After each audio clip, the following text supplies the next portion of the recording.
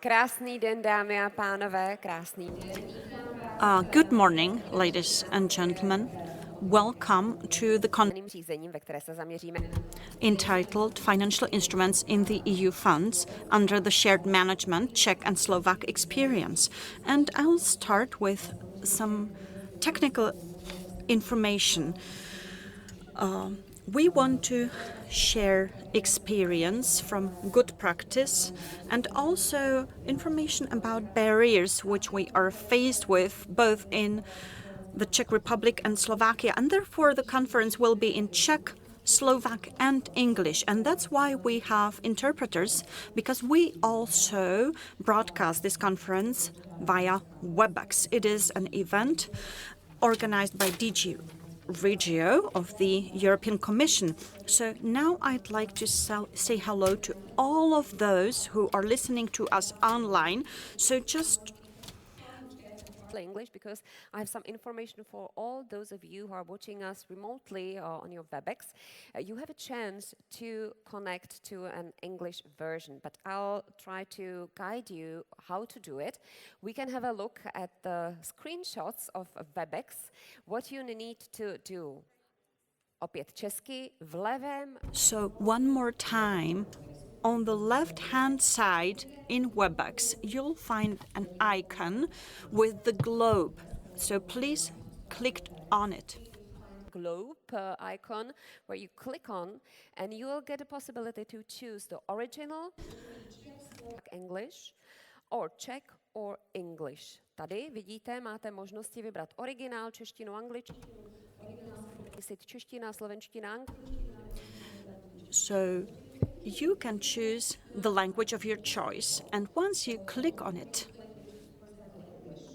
then you get a bar where I recommend you to move the icon the closest to the interpreter as possible, because otherwise you will hear partly also the original as well. So if you want to practice Czech, well, then stay with somewhere in the middle. But if you want to listen properly in English, then just stay with interpreter. This is in French, so even French can listen to English version. Unfortunately, we don't have the French one. Doufám, že i česky či slovenský. I hope that even those speaking Slovak or Czech could have heard us. So again, interpreter means tlumočník. So that's about technical information, and I do hope that now you've all selected the language of your choice, and I'll benefit from your attention. We'll have a chance to get connected so that you can all participate in the discussion. And we can do so using the Slido application via which you can send in your questions. So, as I said, we are going to talk about Czech and Slovak experience because these two countries are a great example of quite a different approach. So while in the Czech Republic we tend to use subsidies which are one time, in Slovakia they have decided to opt for repeated use of funding provided by the EU in the form of financial instruments such as loans, guarantees, and so on. So while in the Czech Republic there is a threat that the volume of European money will be significantly reduced, Slovakia obviously will be able to benefit from the money maybe forever, just like in Germany, where until now they have been using money provided after the war via the Marshall Plan. So the approaches differ both in the Czech Republic and Slovakia, but also in Italy. Over there, between 2014 and 20, it was almost 20.18% in terms of allocation.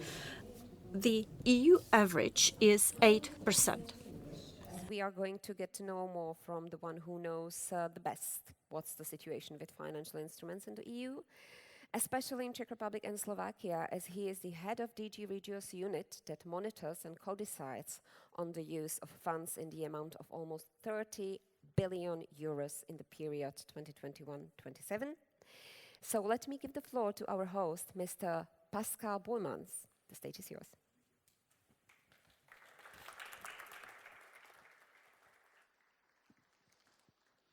Dobré ráno, dámy a pánové. Good morning, everybody. Welcome at this conference on financial instruments in the Czech Republic and Slovakia. And thank you, Michaela, for the introduction. And I'm pleased that we're here today with so many people, not only here in the room, but also online. So it shows there's a high interest in financial instruments in both countries. The objective of this event is to address the main topics of the implementation of financial instruments in our two countries, and really to have a practical discussion about what are the pluses, what are the minuses, what are also the challenges you encounter in implementing financial instruments. I know that many of you here in the room and also the people online have experience with implementing and preparing financial instruments. So we would like to discuss with you, especially openly, about the difficulties you encounter, the challenges you see, but also the advantages you see of financial instruments in both your countries. So I really would like to invite you to bring your practical experience into the debate today. Speaking about financial instruments, I would like to take you back to a not so distant past. The guarantee instruments that were successfully introduced in Czechia and Slovakia during the COVID crisis, they gave an impressive example of the benefits of financial instruments that they can bring. The guarantees enabled the quick financing of small and medium-sized enterprises at a critical moment, and in that way helped to survive SMEs in a difficult period and probably safeguarded also quite a lot of jobs during the COVID crisis. In the current program period, we from the side of the Commission, we have been promoting to use financial instruments even more than in previous program periods. We really want to see an upward trend from program period to program period. And to motivate the member states, we have also introduced some simplifications in our regulation in order to make the uptake of financial instruments more attractive. There's now the possibility to combine grants with financial instruments, which was not possible before. We removed separate requirements for reporting, and we clarified also the audit framework for financial instruments. And from our point of view, financial instruments should be the default option when we speak about revenue-generating projects or projects which realize savings. So in a way, first think about financial instruments for this type of projects before even reflecting about grants. And the logic, of course, is simple. Repayable forms of support generate reflows, and those can be supported again for additional investments. And in that way, we can keep, as you mentioned, with the Marshall Instrument, which is still up and running. How much is it now? 70 years after the end of the Second World War. Well, let's also be frank on the other side. We know that, as you could read also in the press, we are under a number of pressing political priorities as a European Union. And the EU budget certainly will not increase. Let's hope that it can stay the same level, but maybe it might even decrease. And given also the successful development of the economies of both in the Czech Republic and Slovakia, it is realistic to say that probably less money will be available for cohesion policy, not only in general, but also for both countries in the next program period. So the amounts of resources will be limited, and the efficient use of financial instruments could compensate to some extent and could also realize still the same leverage effect as with grants. And we see that our financial instruments could serve as a catalyst to involve also private resources, so to combine the public resources together with private resources. And we also can objectively say that financial instruments help to improve the quality of projects because final beneficiaries or recipients feel more ownership of the loan they take up or the guarantee they receive, which they have to pay back later on. And it has a positive impact also on the quality of projects. And last but not least, also financial instruments were much less concerned with audit findings and corrections than grants during the last program period. So that's a bit our pitch, selling pitch for uptake of financial instruments. And we hope that we can convince you also to use them more in the future. Let's now focus on financial instruments in both our countries, in Slovakia and the Czech Republic. And first to start with Slovakia. We're actually quite happy to see that Slovakia is actually a regional front-runner on the use of financial instruments. In the last program period, Slovakia allocated about 9% of its resources to financial instruments, which is above the European Union's average. And also, what is also positive to know that Slovakia has the intention to deploy financial instruments not only in the classic areas like support to small and medium-sized enterprises and to energy, but also in other areas which maybe are not so traditional for financial instruments. So to finance viable operations across all policy objectives. And that corresponds fully to the vision which we also have been promoting from the side of the European Commission. Unfortunately, when we look at the Czech Republic, there the situation is less positive. We see that the share of financial instruments remains to be one of the lowest in the European Union. And the allocations even have decreased compared from 2014-20 to the new program period, 21-27. And at the moment, less than 3% is planned for financial instruments for the 21-27 program period from the ERDF and the Cohesion Fund. And we believe that there is scope for improvement for the Czech Republic. We see that there is scope also for taking up financial instruments under different programs. Let me take the example of the OP-TAC, which supports mainly innovations and support to small and medium-sized enterprises. Here in this program, the allocation decreased from 800 million euros to 400 million euros, and a very successful Expansa guarantee scheme, which was successful under the previous program period, is not on offer anymore, which we regret. So we would like to see and discuss with you also to see if the scope of financial instruments could not be further widened under this program. There are some positive examples in the Czech Republic, but they are isolated. For example, the use of the national compartment of InvestEU, which is also run by the same operational program TAC, or the use of financial instruments under the new Just Transition Fund, but they are relatively scattered and relatively small scale. And also in other areas, as I said before, what they do in Slovakia, also in the less classic areas, we see scope for uptake of financial instruments. For example, when we speak about the support in the regions under the Integrated Regional Operational Program in the Czech Republic, but also, for example, under PO5 within Policy Objective 5 within Slovakia. And we would like to encourage all managing authorities to combine financial instruments with grants as possible where relevant. And that's also a topic which we will carry on in the further discussions with the managing authorities, and we would like to consider the national, regional authorities, managing authorities, intermediate bodies to rethink the forms of support available on their programs, both in the Czech Republic and Slovakia, especially in view of the upcoming midterm review, which should be finished by March next year. That brings me to the end of my speech. This workshop gives us the advantage to have an open and frank discussion and getting to know each other and to share our experience. There are no taboos. We can speak about everything, also speak about positive, but also when you have negative experiences with financial instruments, bring them in. We can discuss. From the side of the Commission, we're ready to provide assistance, technical assistance, if there's a need for this, for further discussion, debates, studies, or whatsoever. And finally, well, I think you already mentioned it about the organizational aspects, but just about once more to refer to the Slido question, to which offers you also the possibility to actively participate in this workshop. So not only for the people here in the room, but also for the people online. Please bring in your questions, and then they can be raised also by Michala as for the people online. So thank you very much. Děkuji za pozornost, and I wish us all a very constructive and good debate. And I thank you very much. That was Pascal Boijmans, who also will have the difficult task to sum up and conclude the whole day. So he is not.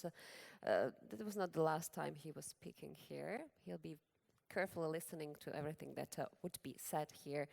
And even now, I think it will be more in detail about the Czech reality, not only Expanse program. And I'll switch to Czech again, so that you have time to get your headphones. My se vrátíme do češtiny, protože...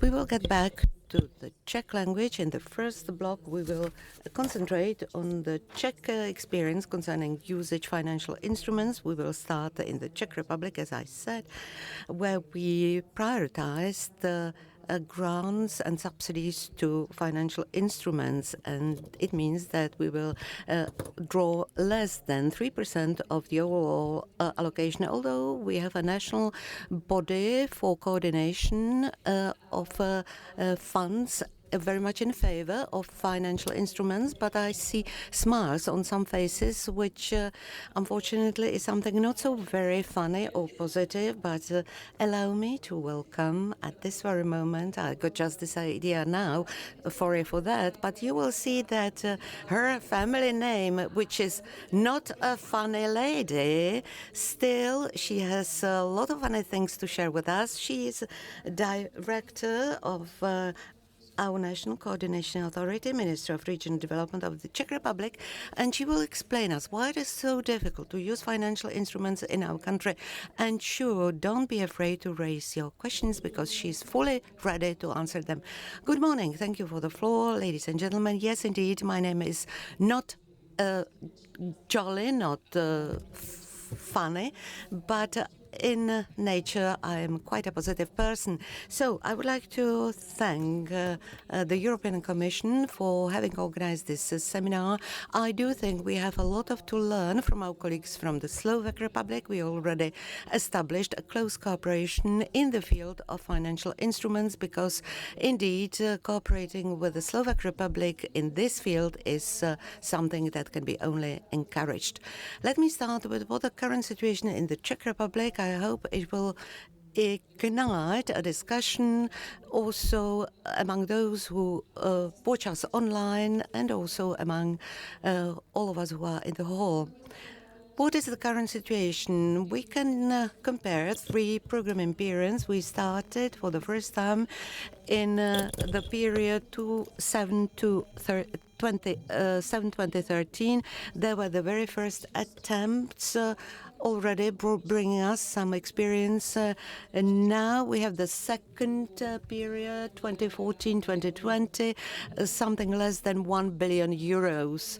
We managed to launch financial instruments through 3 managing authorities. I will share with you more details in the next slide.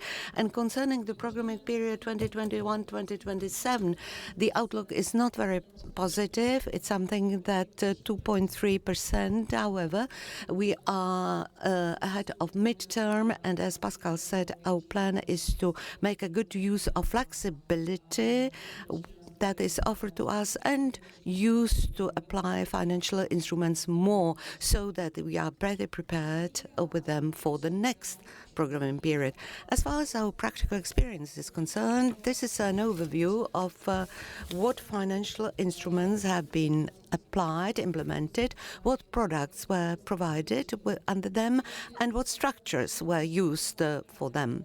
As you can see, our main partner was the National Development Bank, in the Czech abbreviation NRB. I hope we will continue in this respect also in the future. We will also cooperate with the State Fund for Support to Investments or State Fund for Environment. In the programming period 21-27, you can see in green financial instruments that have been already launched. The rest is in waiting.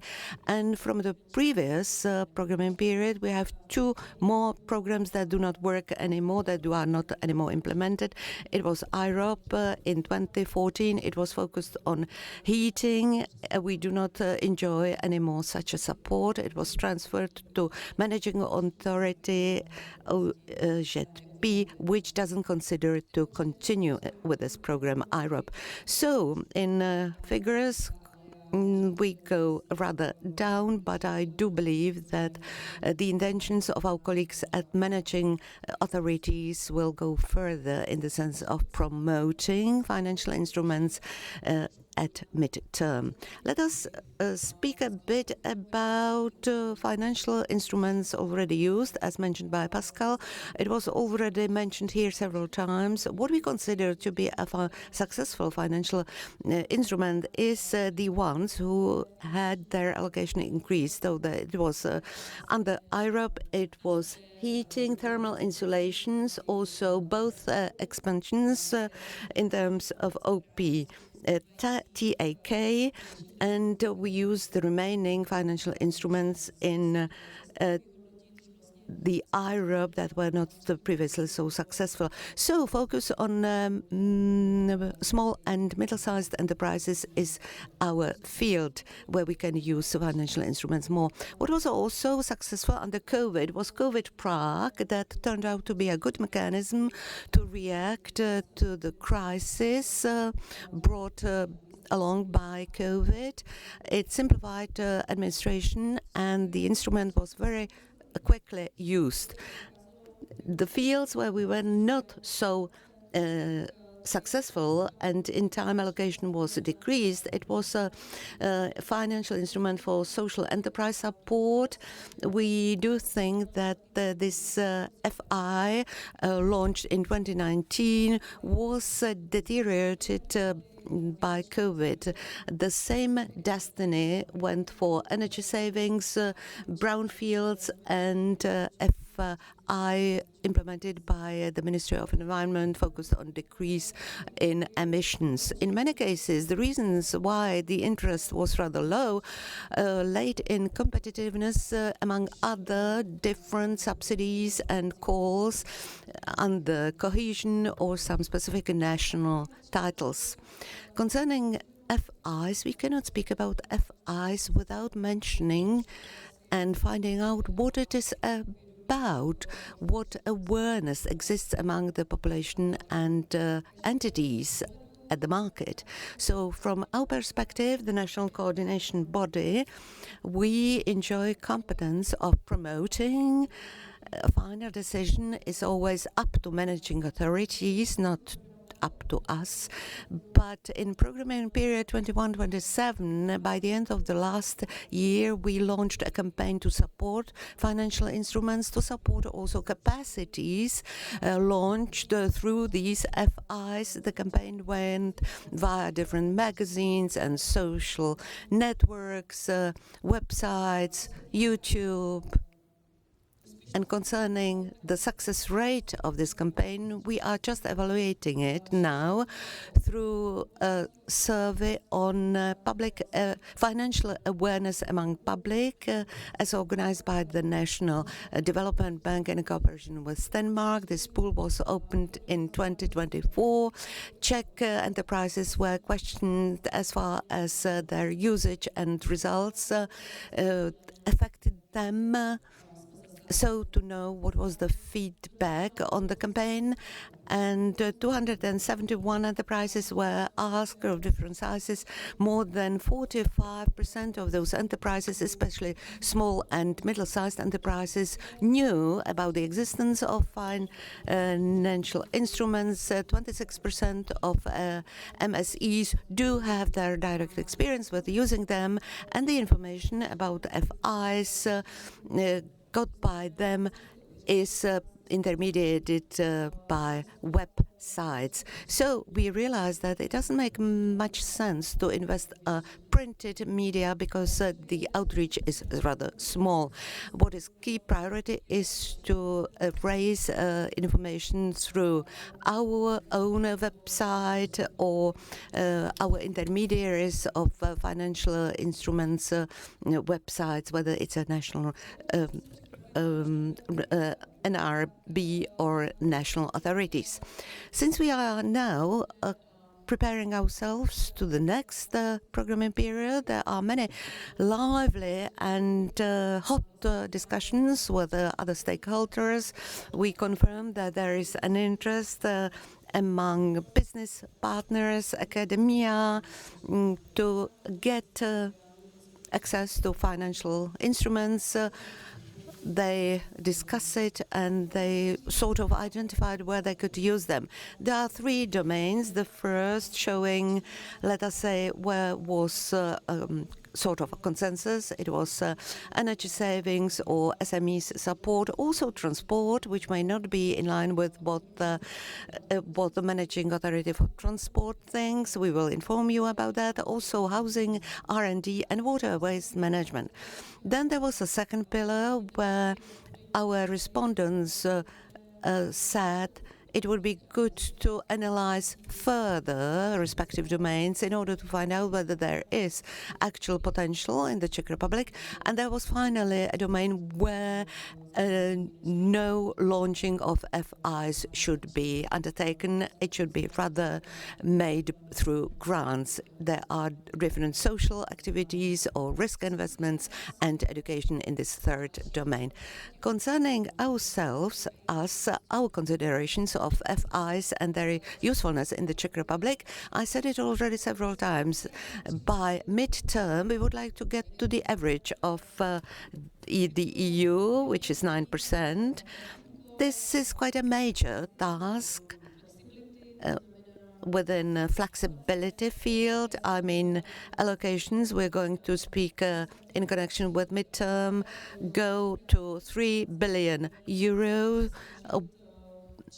Within the framework of this allocation, we will try to transfer it, to show it to financial instruments in part. And what is also ahead of us, of course, in the next programming period, is that allocation for the Czech Republic will not be so high anymore in the future. It won't be at the level we could enjoy at this programming period, and it's very well based to get prepared. I mean, to get used to using FIs in order to be ready for some decades to come in state of their readiness, and in state we could reuse the means. Concerning the future, what showed out was that launching FIs is rather complex. And if I make a slight comparison, if you want to launch a financial instrument, we must make a robust ex-ante analysis in which you analyze market failures. So we would like to cooperate with the European Commission in the future. If we are to support financial instruments in the future, we need the conditions to be made streamlined. And this is a topic not only for the national managing bodies, but also a topic for our government. Last week, they adopted a resolution that tasks the Ministry for Environment of a necessity to make an analysis how to use financial instruments in the next programming period. So there will be further support by the Czech government. The Czech Republic is currently the front runner in the disbursement of subsidies within the EU. We know how to draw subsidies, and I hope we'll take courage and try to become front runner in terms of drawing financial instruments. Thank you for your attention. Oh, this was Kateřina Neveselá. You'll definitely not lose the attention. What do you do on behalf of your governmental body, or whatever you call it, so that the ministries and all those in charge of subsidies, what do you do to make them make the step towards financial instruments? Well, I think that the basis is setting strategies and use of various financial instruments so that they would compete against each other. Because for the moment, we use different financial sources, and this doesn't motivate anyone to go in the direction of cohesion. So today I was thinking about how we do it. When the crisis was in the Czech Republic, there was COVID, the energy crisis, and we got the RRF, the Recovery and Resilience Facility from the government. And now that you look at the way we use it, I mean, we also got the resources from the cohesion. And let me tell you quite simply, you get two packages of money. You get a loan for one, you'll have to pay an interest rate, and then you get an instrument for free. That's the cohesion policy, because we are constantly a net beneficiary. So if you take a loan, the volume of the support that goes via financial instruments is marginal. The package should be used to tackle crisis and it should kind of support the resilience of the country to face future crises.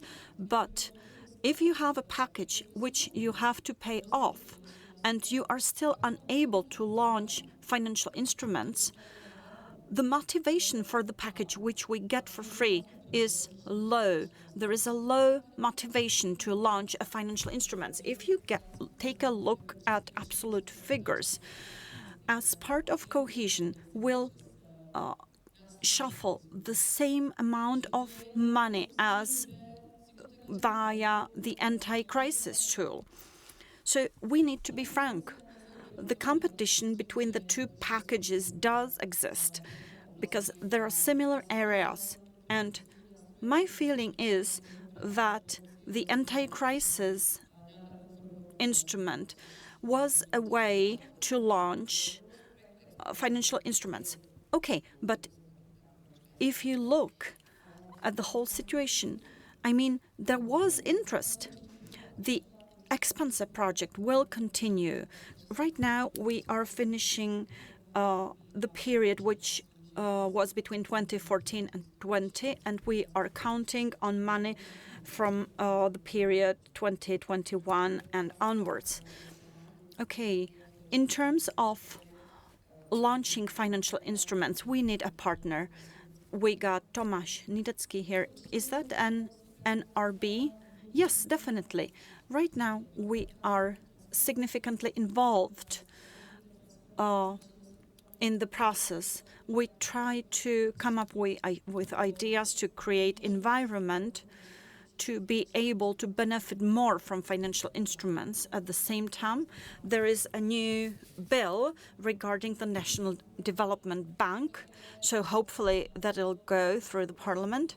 And we are trying to set good conditions, and we perceive the National Development Bank as our main partner, which could actually help us to implement the financial tools. Thank you. You'll also hear the perspective of the National Development Bank. And for the moment, I'd like to thank Mrs. Kateřina Neveselá from the National Authority for Coordination from the Ministry of Local Development. I promised that we'd also get the perspective from Slovakia, where they do better than us. In many areas, we are similar, but unfortunately not here. So maybe we'll find out what we can copy. In 2013, there was a governmental decision in Slovakia saying that 3% of allocated funds should be distributed via financial instruments, and they managed to achieve 9% for the programming period. For example, they got a prestigious award, international award, for the construction of Highway D4. So let me just remind you that in Slovakia it was 9% of allocated money in the form of claimable financial instruments. So how did you manage to do that? We'll hear the perspective of Martin Spiritza, director at the Ministry of Finance of the Slovak Republic, and then we'll hear the speech Petr Dittrich, vice chairman of the board of directors of Slovak Investment Holding. So first, Martin Spiritza. Thank you very much. Thank you very much for the invitation. I must admit that I'm really surprised at the level of interest in financial instruments, because in Slovakia we usually get the presence and attention of about 10 people, and 50% of them play games on their cell phones. So anyway, first I'm going to talk about the way we thought about the creation of the Slovak model, about our future plans, and my colleague Petr Dittrich will give you the exact numbers starting from 2014. But okay, I'll start with my presentation first. I mean, we could go the other way round. Well, okay, no, I'll just, go through. So where were we at in 2014? when the whole system started. As you can see, and we've already heard this on multiple occasions, we knew all the different things. Many public investments in Slovakia are funded from the EU funds, but these funds will gradually decrease until eventually we'll get to a point where there will be no cohesion, but still there will be incentives. So the investment funds will be over, and we won't be able to constantly provide subsidies to various types of activity. So we were trying to find a way forward, and there was a new regulation, 1023, and we realized that we needed financial instruments. Between 2007 and 2013, we had little experience, so we turned to the European Investment Fund, and we knew that they supported SMEs. So we didn't have a national institution that would be able to do that, and when we created the institution, we gave Jessica and installation to the National Fund for the Support of Construction, and Jeremy was under the auspices of EIF. As a result, we got more time for the creation of Slovak Investment Holding, and we also transferred know-how, which was acquired during the implementation of the financial instruments. Our idea was to create an investment company in Slovakia, taking the example of KfW in Germany, like that Marshall facility. So what we wanted to create was a Slovak investment holding.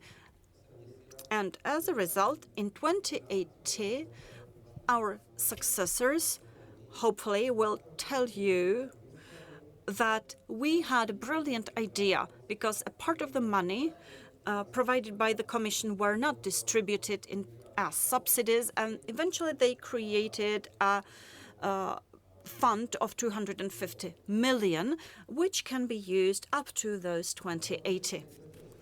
We decided to use a centralized fund and not multiple departmental financial instruments. Why? Well, we thought that Slovakia did not need a vast number of institutions to implement financial instruments. France, Italy, Germany, those have a bigger GDP, a bigger population and many regions. But in Slovakia, we really don't need 6 separate institutions to deal with financial instruments, because each of the institutions would need to have a board of directors with 6 members. So as a result, we'd have vast number of directors, and that would be costly. And that's why we decided to have a single institution. And that's why we came up with SIG, one manager. Here we wanted to concentrate the know-how and management in one place.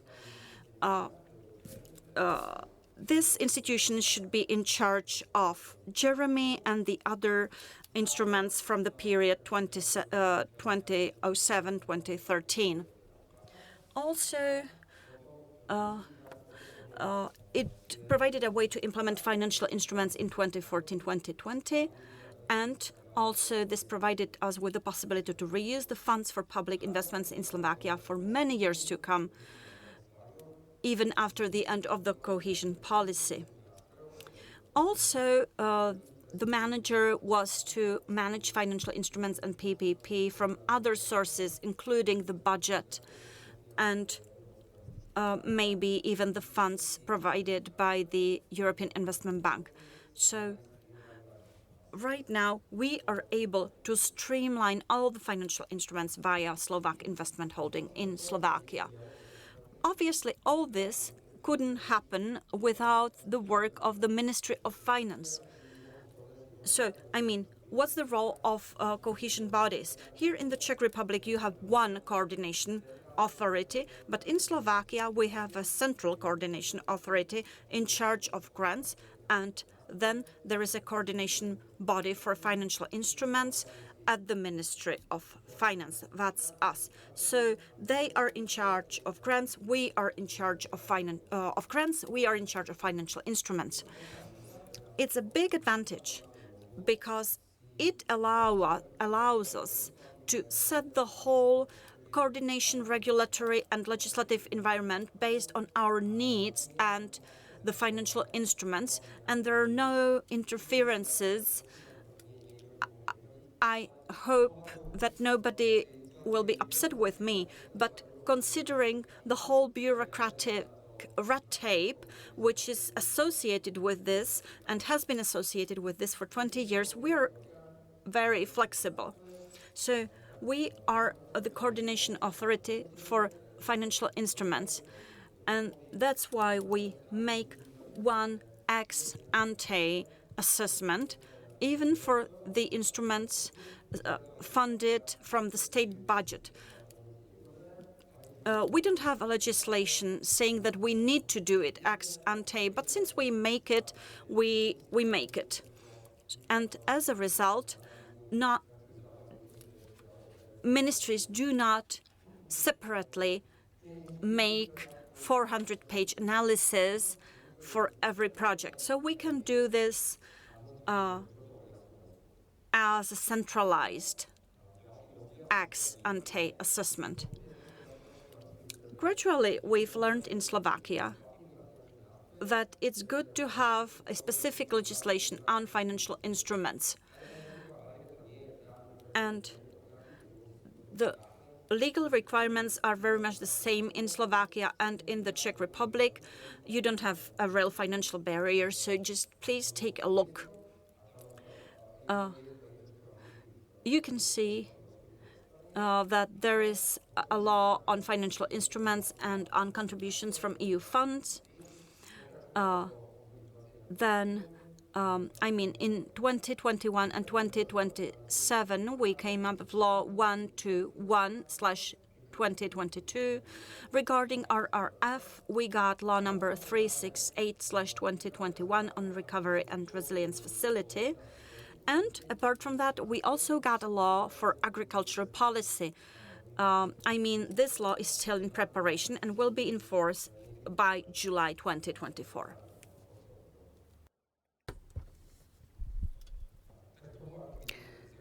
So that was a basic overview and a line how we thought, how we set it up. And we started establishing Slovak Investment Holding. The company has expanded into a group, into 4 subsidiaries. There are those national development funds, 1, 2, 3. They use legacy funds in the National Development Fund 1. It's legacy funds from 2007-2013. National Development Fund 2 deals with financial instruments from 2014-2020. And also there is an obligation to use these means until 2031. National Development Fund 3 financial instruments from 2021-2027 with the obligation to use them up to 2037. By this year, neither government nor anybody else can use the money because it's just given through the national legislation that the money has to stay in. And finally, there is the company Slovak Asset Management, manager for ESIF financial instruments such as from state budgets or RRF. This is what I wanted to show you in practical figures. The system we managed to set up doesn't deal only with allocation and management of money for one single programming period. Whoever who has this aim contacts these companies, I think this is our biggest success, because it doesn't matter whether we draw 97 or 86 or whatever percent. What is important is that we did manage to set up one centralized investment system that's being addressed by other entities without them being obliged to establish their own systems. These are figures involved. You can also see a draft of common agriculture policy. There will be money from RRF, from the state budget, in support of venture capital. So this is more or less all I wanted to speak about, and I will pass the floor to Peter, who will share with you specific figures and experience from 2014 to 2020.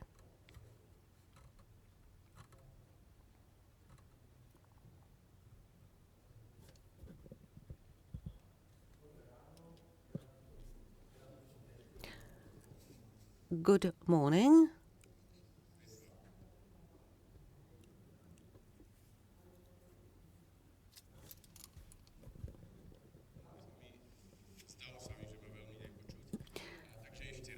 Once more, because I was low first. Thank you for the floor. Thank you for my introduction, and thanks to Martin, because he showed you practically all my slides, but does mine. I will not comment on the figures. In fact, we do not care whether it's whether more or less is drawn. If it is more than 90%, we are happy. But concerning specific operation programs, I will demonstrate what instruments we used and what is our guideline for the current programming period. The director of our board of directors will speak about it in the next part of this seminar, so I will not share with you many comments. Let me get back to what Martin said. We started indeed in 2013 when the Slovak government issued a resolution that every relevant ministry must allocate at least 3% of its allocation into financial instruments. The situation was rather interesting at the time, because we proposed that a certain sum would be allocated to financial instruments and we would leave it with SIH. Politically, it was done in such a way that allocations were done towards all ministries, and then there were some problems as to why SIH took some money of it. I do not doubt you will be confronted with a similar situation. However, further development and practical life convinced our colleagues and managing authorities that it was worthy, that it was meaningful, because financial instruments are something that is useful. You will very soon realize all their benefits, all their advantages. This is kind of revolving money that gets back into the system. It can be reused. A certain perpetuum mobile is created. It was already said several times. Marshall Plan figures have been used for more than 70 years, and probably there were no initiatives that the money would be separated from it and brought back to the national budget. Certainly not. So a typical example, when one hotel gets a grant of 100 and the neighboring hotel gets no allocation, no grant at all, this is a distorted market. If one takes a loan with interest rate of 3.5, the other with a 7%, it's also distortion of the market. If somebody gets a grant of 100 and has to repay back 104, it starts to be even further complicated. What we see as the biggest advantage of FI is in all domains where there is some revenue stream or where there is some saving, it's just rubbish to throw money for grants. What is much more reasonable is to apply a financial instrument and to reuse the money again and again. We got 205 billion euros at the beginning. We started our activities, and you can see how in time we received more and more funds, usually in association with some reviews when it seemed that some money could be lost. We received more, and then it was a big input, 1,315 billion, and we managed to flow back to beneficiaries almost 3 billion. The figures are preliminary. We go very much via financial intermediaries, and those entities will give us final figures by the end of this quarter. It will be only then we will see exact figures. Concerning particular domains that go beyond classical or typical subsidies or grants,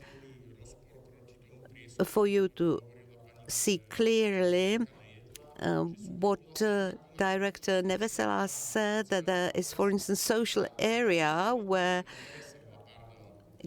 excuse me, I distorted her name, so it's a Neveselá, not Nejedlá. One is not jolly one, the other one is not eatable one. Well, anyhow, both family names are sort of amusing. Anyhow, social area, she mentioned that at the first sight, it is rather for grants, not for financial instruments. In transport, we financed the railways of Slovak Republic. We also financed some infrastructure, increasing safety of infrastructure.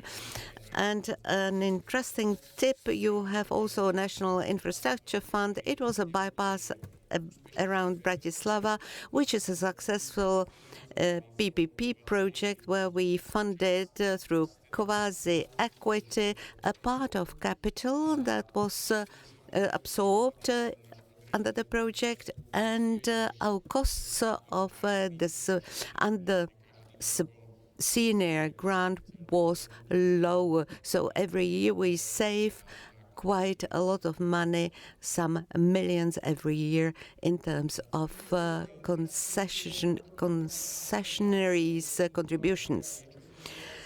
Some usage of FIs was very rewarding, some less. Perhaps domains where they do not work is where there is competitive between different FIs or FIs on one side and grants on the other. If there is such a situation, I recommend some specific national policy to determine where national grants should be used and where financial instruments should be used instead. I will speak about it even further. A positive example we are very proud of, that was this guarantee program, SIH guarantee. On March the 8th, we had the first patient with confirmed positivity, COVID, and already in May, we began to provide loans or grants based on our guarantee. So the work went on 24 hours, 7/7, so that the money gets to the market as quickly as possible. And many companies who got loans under this guarantee would not have received it, otherwise would not have survived the COVID period. There was a small part also reserved for employment stability, so that we avoid thousands of people being jobless at one moment, and the volume was several billion euro. It was really a major program in the ownership of the Slovak Republic. Naturally, we also had direct investments into equity before we established venture for equity fund that is directly focused on equity investments in more advanced stage, and also through our intermediaries we funded start-ups. Integrated regional program, in this respect there were both successes and failures. We had a program enabling funding thermal insulation of apartment buildings. It was not highly successful. Something was also reached by the National Saving Band, and we were in competition with National Housing Band that can issue loans with zero interest rate, which cannot be competed with. But finally, we did fund different regions that took our loans for road infrastructure, for schools and similar targets. Also, waste economy. For this we used 3 funds based on equity investments into waste system. There was also a small allocation used for renewables and their support, and finally there were loans provided to energy service providers and enterprises. The domain of labor sometimes is among those where FIs are considered not to be well placed. It's not true. Together with the Slovak savings bank Erste, we had 2 programs: accessible housing and accessible or affordable housing and affordable rental, focused on marginalized Roma communities. We established a common enterprises with the foundation of a Slovak savings bank. They built housing buildings that are later rented to charities and to people in need, whether they are Ukrainian refugees or single parents with children or Roma citizens, Roma communities. So through these activities, these people get to a rented flat and are taught how to pay back their rental, how to live in a organized, proper way. Also, when it was said here that some of your respondents said that FIs do not work in a practice, in our experience it says that it's not true. And now it's time to your questions. You sent enough of them, so we have to work quickly.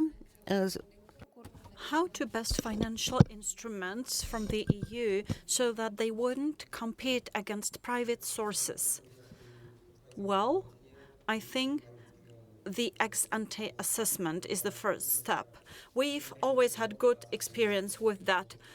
It was made by EIB. I mean, you need to survive the cooperation with the consultants, but then you have a detailed document with a detailed...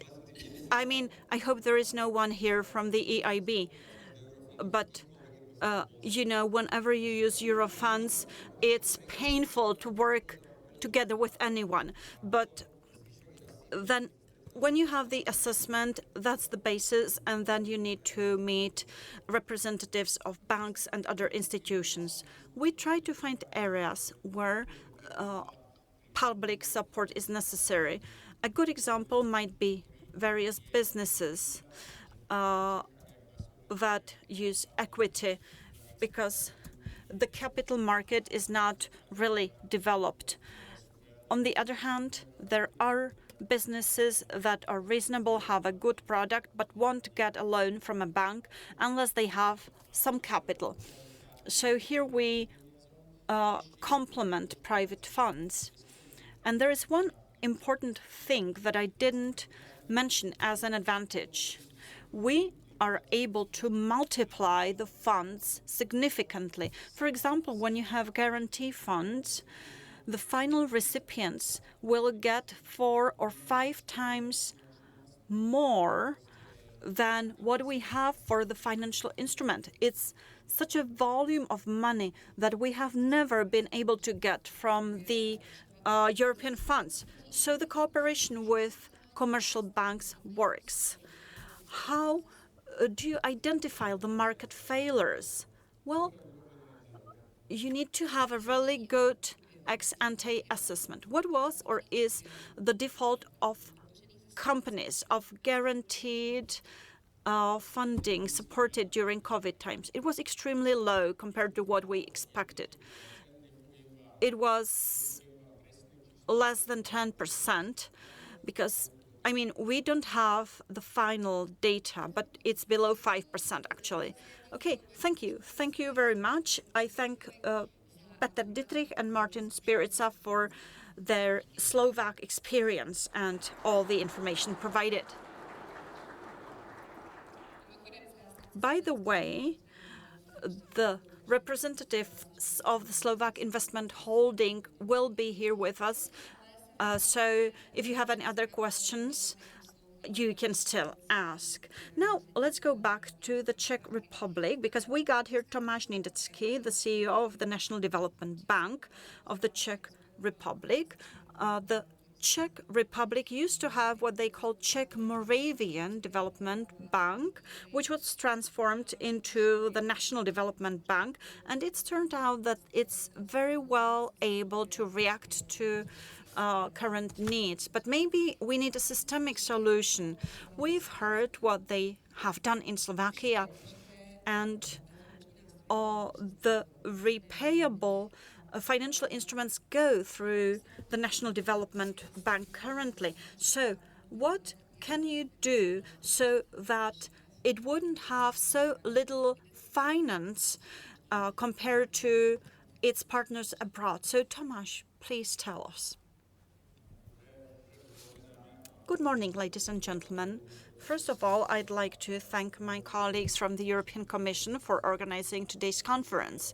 I think the topic is really important, which can really be determining for our future. Today is the name day of all Peters, and I can see Peter Votopal, who co-organizes this conference. So let me first congratulate all Peters and Peters who are with us. Now, in terms of our conference, the title is Quo Vadis? Where are you going? So whenever you go somewhere, you need to know where you want to get. So what do you think? Do we have an economic policy of the state? Have any of you read the economic policy of the state? No. Well, we don't have it. So since you don't have it, it's hard to say where we are going. It's actually a random walk. Obviously, the program declaration of the government is not an economic policy, because the program declaration is for a short-term period, whereas the economic policy is long-term. All the political stakeholders need to express their direction. So that's something that we need to keep in mind. We don't have that policy in the Czech Republic, but they don't either have it in Slovakia. So we don't know which way we are going. Okay, let's move on.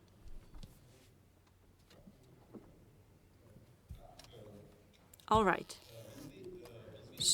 So the challenges of today. The economy is about balance between offer and order. Many times we hear talking about the impossible trinity. That means the inability to find balance between the most important three economic indicators. That's the economic activity, the development of the market labor, determined by the development of employment. And the last one, the last point of the balance, is the price stability. And for that, we have the economic policy of the state. The fiscal policy and the monetary policy are the main two instruments that the government has. So we want to have these three macroeconomic indicators in balance. I don't want to turn this into a macroeconomic workshop, but when I talk to university students, I try to tell them that they should imagine a dashboard. The speed meter, that's the growth of the GDP. Then you have another indicator, which is really important. It's the speed of the wheels, and that's the market, the labor market. And then you have the heat of the heat of the engine, and that's the third one. So when you take a look at the development in the Czech Republic, what is important to see is the labor markets. In 2016, the Czech Republic has had the lowest unemployment rate within the EU. Just to give you an idea of the range, in the EU, it's on average 6 to 6.5%. In the Czech Republic, it's been under 3%. I mean, it's part of the inflation story. Because what happens if you drive a car or a scooter and your speed is at the maximum? What happens to the engine? Well, it gets overheated. And that's why you need to slow down. And that's why you have the monetary policy, which means that you slow down and try to do something. So we need to fight inflation all the time, and you still need to try to reach the balance between the three indicators. So we've had a strict monetary policy. That's how we've slowed down, and that's why this result is not surprising. We know exactly what to do. We did it. We stepped on the brake because we wanted to slow down inflation. Colleagues from Venezuela, Turkey, or Argentina could tell you a lot about this, because you sacrifice economic growth. But the prosperity of each country is based on the growth of economic activity. So how can we grow in the future? Imagine we are in the finals. We have low economic performance, the speed is low, the engine is going fast, the labor market is overheated, and we cooled the engine down. So what do we need to do to move on? Well, we need to change gears. And for that, we have the national development banks. That's their role in the world. We've heard of KfW, which historically took part in the reconstruction of Germany after the war, during its transformation times, and today. So successful development banks are able to support the economy by about 2 to 4% of the GDP. That's the indicator we need to keep in mind, and which I mentioned in the beginning. So if you look at countries which work well and have strong development banks, these countries are economically successful. Okay, what do you think is the share of financial instruments in the GDP? And here I mean provided by the National Development Bank. 0.2, you can see it here. So you can see the potential that's ahead of us. Okay, this is the table which I mentioned, and I thank Peter Votopal. When I joined the bank, I met Peter and Pascal, and we talked. And here you can see that during the last program period, we got to 4%. The EU average is 8%. And here you can see many other countries which are able to use the financial instruments at a level of now give me a hand. Two-digit, that's the word I was looking for. Okay, thank you. Two-digit growth. So, I've told you that inflation is hell, it's cancer. But if you detect it early and you come up with medication, which is drastic. So if you start early, increase interest rates fast enough, within 12 to 18 months, you'll see a decrease in inflation. That's what works. The Czech Republic suffers from subsidy obesity. The problem is you don't have an institution for that because it's the Czech National Bank which is in charge of price stability.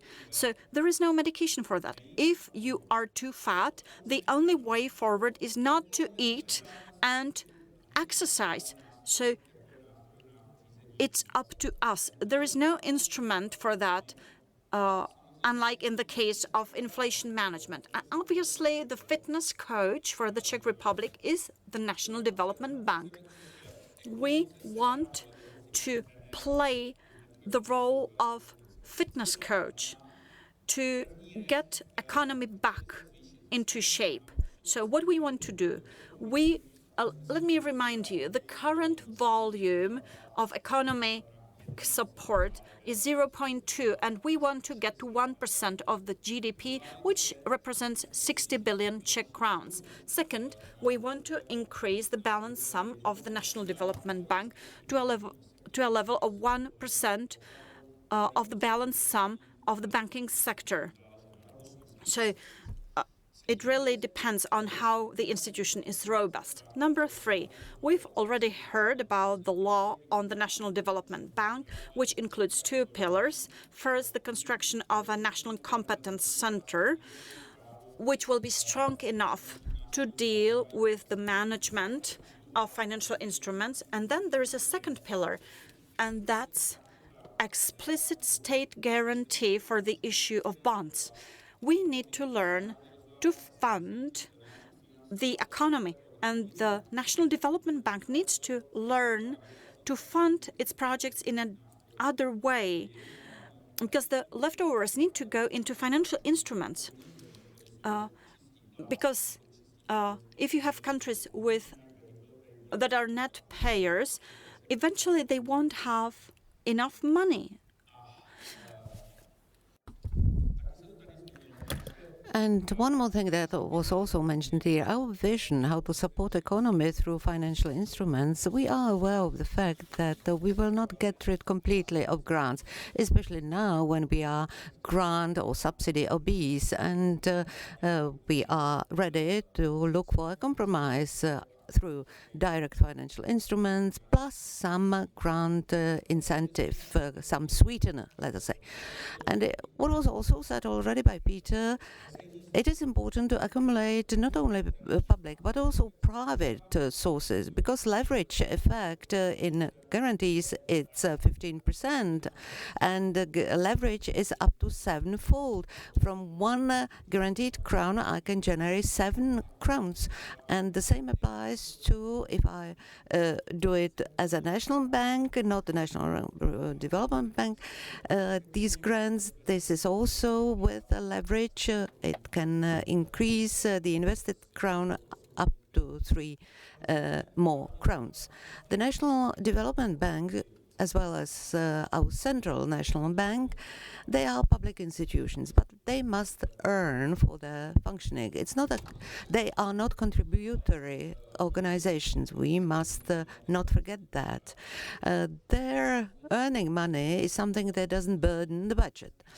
And last but not least, training coach and analyses, and the very first slide. If the Czech Republic is to transform itself, an important player is, as shown by foreign experience, is the National Development Bank. So this is a very fast reply to the question, Quo Vadis? Did I fit my time slot? Almost. Yes. And there are also questions addressed still to previous speakers. The European Commission Financial Instruments Section said that analysis should be short for financial instruments. What is your perception of these ex ante? I do not mind ex ante and ex post analyses. I do not have any problem with them. We should also always be aware of what we want to reach with them. But in fact, I think that there should be also ex ante analysis beforehand and ex post after completion of a program for us to move forward. I think these are useful instruments, these analyses. If I may also add something to this question, financial instrument unit, they said, in fact, that analyses are not a problem, that other rules could be cancelled. Other rules, such as those relating to audit, to state help, that analyses are not a problem. I wanted to ask Tomáš Nidetzký this thing. You've been dealing now with ministries and the government on the future of NRB. What is the perception of our ministers in terms of usefulness of financial instruments? Are you looking for a diplomatic answer? Managers always say, I believe in God, but I need figures. So a standard civilized word uses financial instruments in the proportion of 2 to 4%. We have 0.2% usage.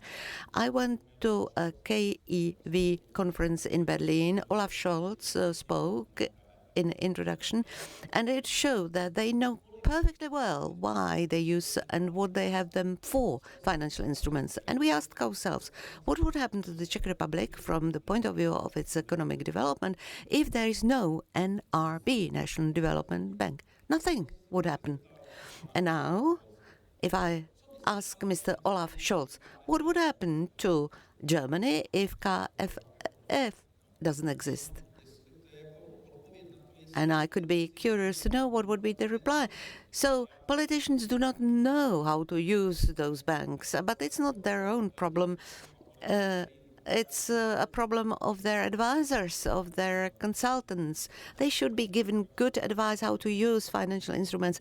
And when you read today those 37 pieces of advice by NERV, consultancy entity in the Czech Republic, there is, for instance, the advice 37, provision of usage of economic funds. Yes, there will be one member of NERV having a speech today. Thank you very much, Tomáš Nidetzký, for your speech and your participation. And since more questions arrived later, and one is to Mrs. Neveselá, milder conditions for control of financial institutions for small and middle-sized enterprises. I think that is the way. Yes, that is the way. Financial instruments, if you have to take a loan and you repay all the sum, then the question is why it should be exposed to such a robust check system as in case of subsidies. Yes, that's the way. One more question with many abbreviations. If you click on the question in Slido, I will. This one at the bottom. 2127 PSK FI's allocation. Can anybody answer that? It's a Slovak operation program. So it's 7.4 by now. It's less than 9% due to the fact, as Peter said, that we are at the beginning of programming period. In 2014, we had 500 million, and we ended up at 300 million. So we have the allocation 7.4 now, and the time will bring some crises and other problems, and we suppose that at the end it will be 12%. The money will come gradually into the system, as Peter showed us. I do hope we answered at least the one of Slido questions. By that, we have exhausted all the time reserved for the first session, and there will be a short coffee break now. We will continue at 11:10 with our second session. Please get back on time so that we have plenty of time for our second session. Thank you. Conference about financial instruments and EU funds under the shared management, where we will now have a look at the best practices as the right way forward. And we start with wider European view, as we will get to know the most important insights from the recently published document, summaries of the data on the progress made in financing and implementing the financial instruments for the programming period 2014-2020. The next speaker will also guide us through the novelties that are there in the common provisions regulations, such as combining financial instruments with grants. Let's welcome Jonathan Denness, the head of unit Financial Instruments of EC's DG REGIO. Welcome, the stage is yours. Thank you very much indeed, Michaela, and good morning, everybody. And I'm very pleased to be here in Prague. And above all, thanks to Pascal for inviting us, because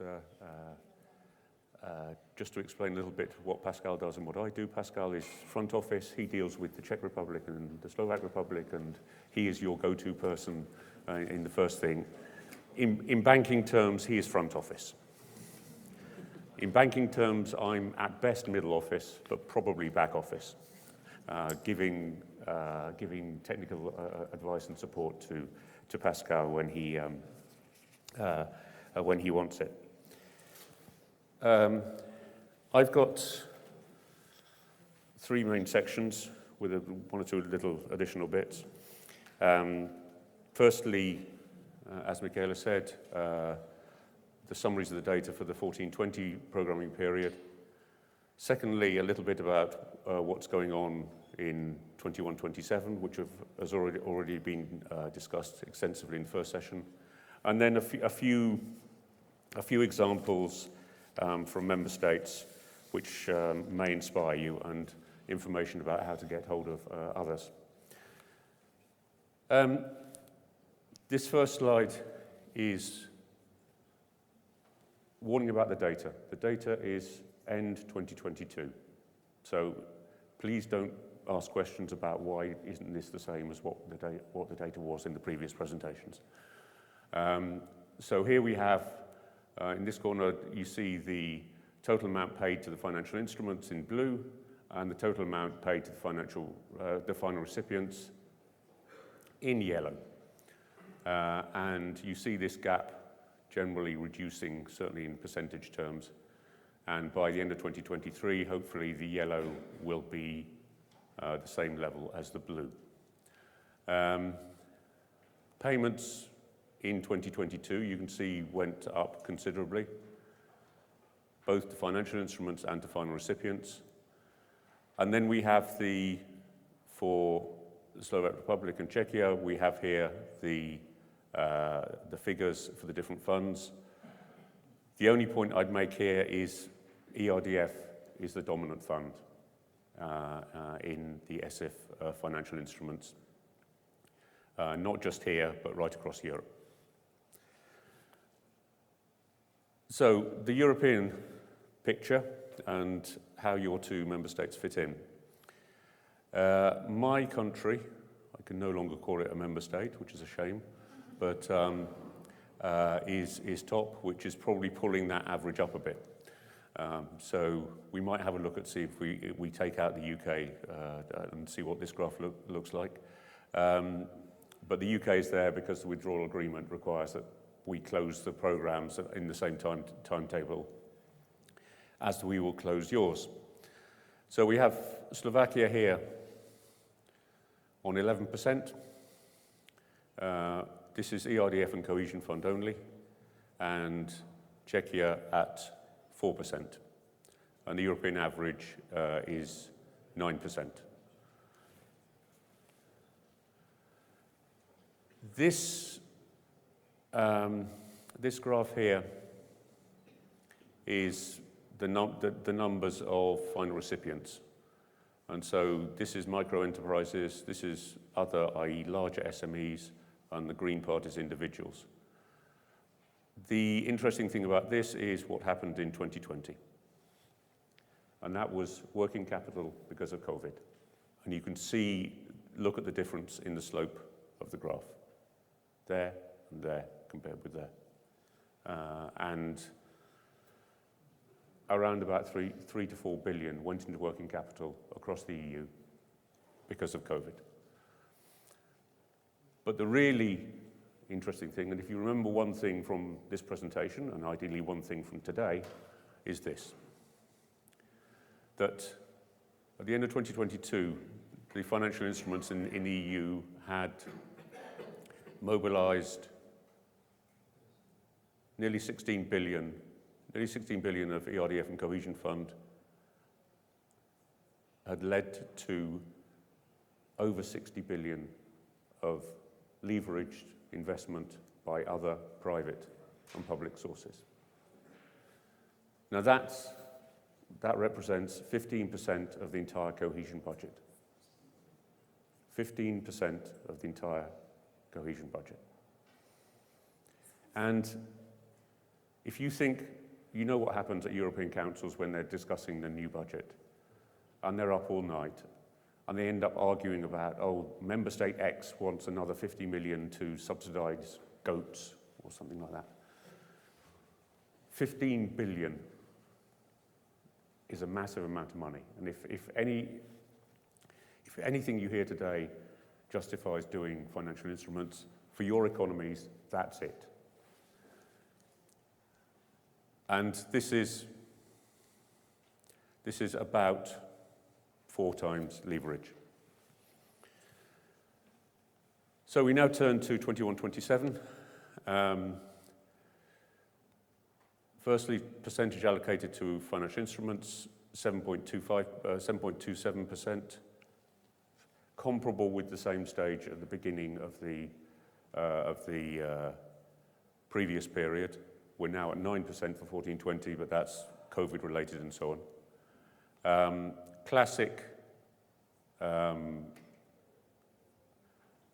two dominant types of financial instruments. Nearly half SME, nearly a quarter energy efficiency, and the rest account for a quarter. The SME, in terms of the proportion of financial instruments to grants, SMEs are at about 36% in financial instruments, and energy efficiency is about 20% financial instruments in terms of the total amount allocated to those areas. And here's the form of support, and here's where Czech financial instruments enthusiasts may want to close their eyes, because as you can see, the two countries, the amount allocated to loans is virtually identical, but then this bit is less than just this bit. So that illustrates the amount. And we see in Slovakia, but also in Czechia, a large amount taking advantage of the new flexibilities on grants within a financial instrument operation, which I'll come to in a second. And this is where you come, Czech Republic and Slovakia, this is basically an amplified version of this thing. Poland and Italy way out in front in terms of the volume of support provided through financial instruments. A little bit about the novelties of the new CPR.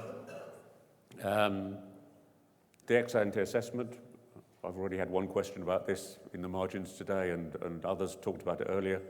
The ex-ante assessment is simplified, and if you already had one for 14-20, you can just update it. You can update it to reflect the current picture, and that will be fine.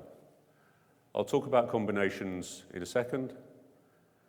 We've clarified the eligibility rules. We've simplified management costs and fees, and as there are people who implement financial instruments here, and they'll start complaining about the rates in a second, management costs and fees are based very much on those paid in the 7-13 programming period. So it's very much in line with actual outputs in previous programming periods. We have far simpler payment rules, for example, 30% upfront, and simplified audit rules. And we also we've just published an audit methodology for national and union auditors to effectively audit financial instruments. And as Pascal said earlier, the error rate on financial instruments is not as high as grants. So a little bit about combinations. And it's dangerous to talk about a Dutch beer in Prague, but I'll risk it. When I was growing up in England in late 70s, early 80s, there was a very famous advertising campaign for Heineken, the beer, the Dutch beer. Sorry, but and the slogan was, "Heineken reaches the parts other beers can't reach." That's combinations. So combinations, firstly, we learned from 1420, and so we said, okay, we have one set of rules. So, financial instrument rules apply to the grants when combined in one operation.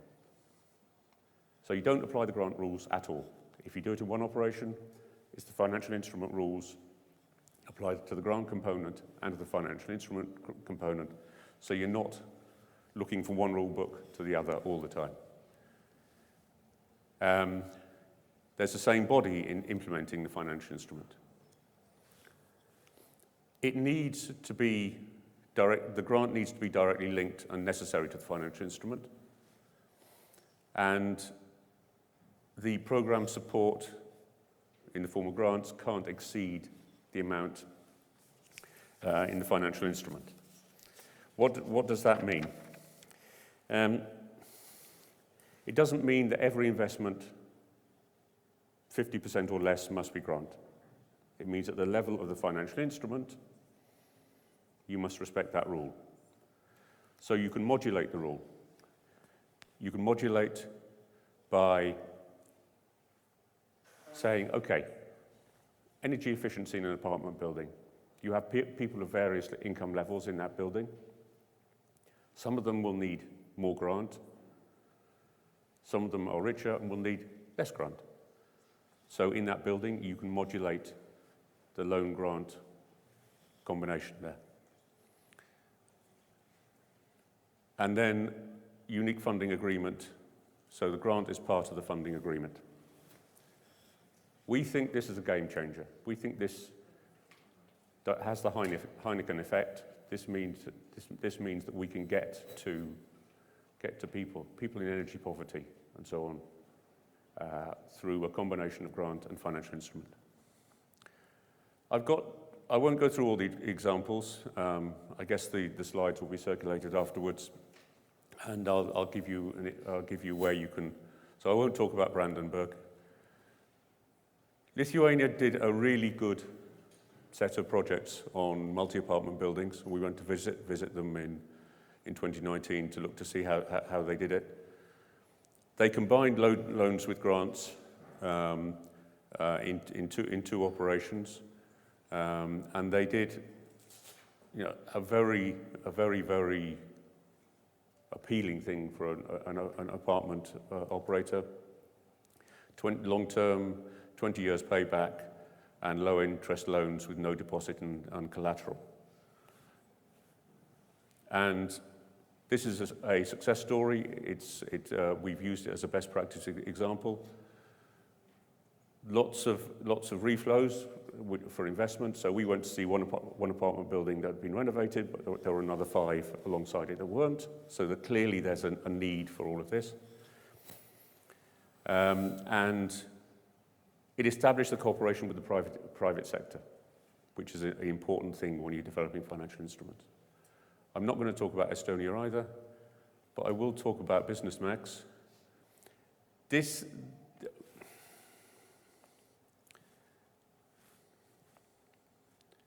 is doing difficult things. This is doing really difficult things.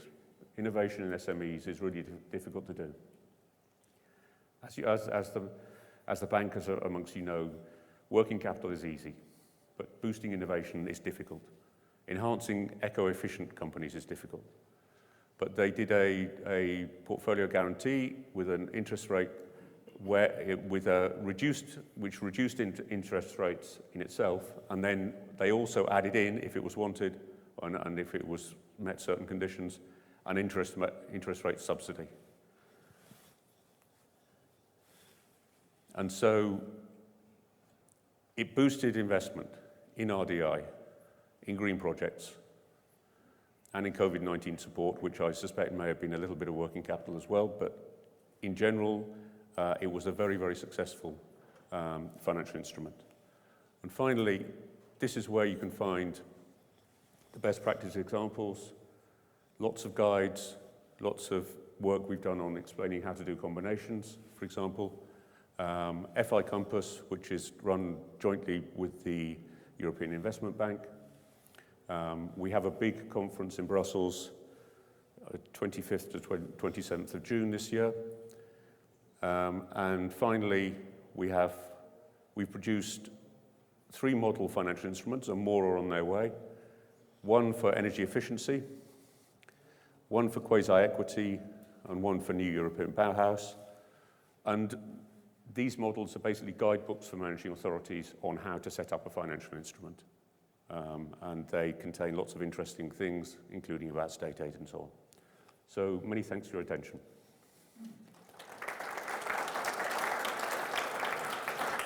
And I thank to Jonathan, Denness. It's not all from you, I believe, because we have some questions to go through. Even though you were speaking mainly about the combination of financial instruments and grants, I would still say, or stay with the competition between those two. Where do you see the biggest advantage, or why should one go for financial instruments, be it in the European Regional Development Fund or Cohesion Fund, instead of going for a grant? If you want me to answer that question properly, you will need a speech of Fidel Castro proportions. Okay. So if you want to listen to me for 5 hours, that's fine, I can do it, but I'm not going to. I would say, firstly, from a national economic point of view, the leverage, the 15% of the cohesion budget point that I made. That astonished me when that figure came out last year. When that comes to the providers or like the state as such, but not the company as such. That comes to the state, yes. Yeah. In terms of the managing authorities, you get the reflows. You get the money paid back from the loans and the equity stakes that you're investing in the companies. These come back to public funds to be invested again. And then if you do it in financial instruments again, whether they're with European funds or not, they can come back again and again. So you've got this revolving thing. For the final recipients, a grant, and somebody was talking to me this morning about somebody who applied for a grant of about 1.5 million, and they employed a consultant and paid them 0.6 million to fill in the application form. Mm-hmm. If an SME wants a grant, it has to fill it in a long application form and may or may not get the grant. If they want a loan, they go to their bank, and we have made the loan terms more attractive, and they get a decision in a week. So should be faster. Yes. What types of financial instruments can be combined with grants under one set of rules, according to the common rules policy? Any type. I mean, the 3 normal types are loans, guarantees, and equity. All 3 can be combined with grants in different ways. Loans, you can have interest rate subsidies, you can have capital rebates, you can have help for technical assistance with doing the works carried out by your loan. For example, if you're renovating a multi-apartment building to make it more energy efficient, you can have an energy survey to begin with and then an energy audit afterwards to see what the savings have been with the grant component. With equity, proof of concept. You may have a project that doesn't want a complete equity investment, but you don't want to give it a complete grant, so you compromise, you give some grant and some equity investment into a very early stage company to see if it works or not. And remember, if you give it 100% grant and it doesn't work, you lose all the grant anyway. So having equity, even if you lose it, you're in no worse position. And do you have some simple recommendation while designing the combined financial instruments? What to do? I think have a big think about who you want to benefit from it, because the combination part means that you can get to people that you can't get with a pure loan or a pure equity investment. So for example, in energy efficiency, you can get to people in energy poverty who can't afford to pay off the full loan, but if they get some grant help, they can do the investment and pay off a lower sum for the loan. So that's the key thing. Think about who you're trying to get at and then design the instrument around that. And as we were talking, you've also mentioned the simplified ex-ante analysis.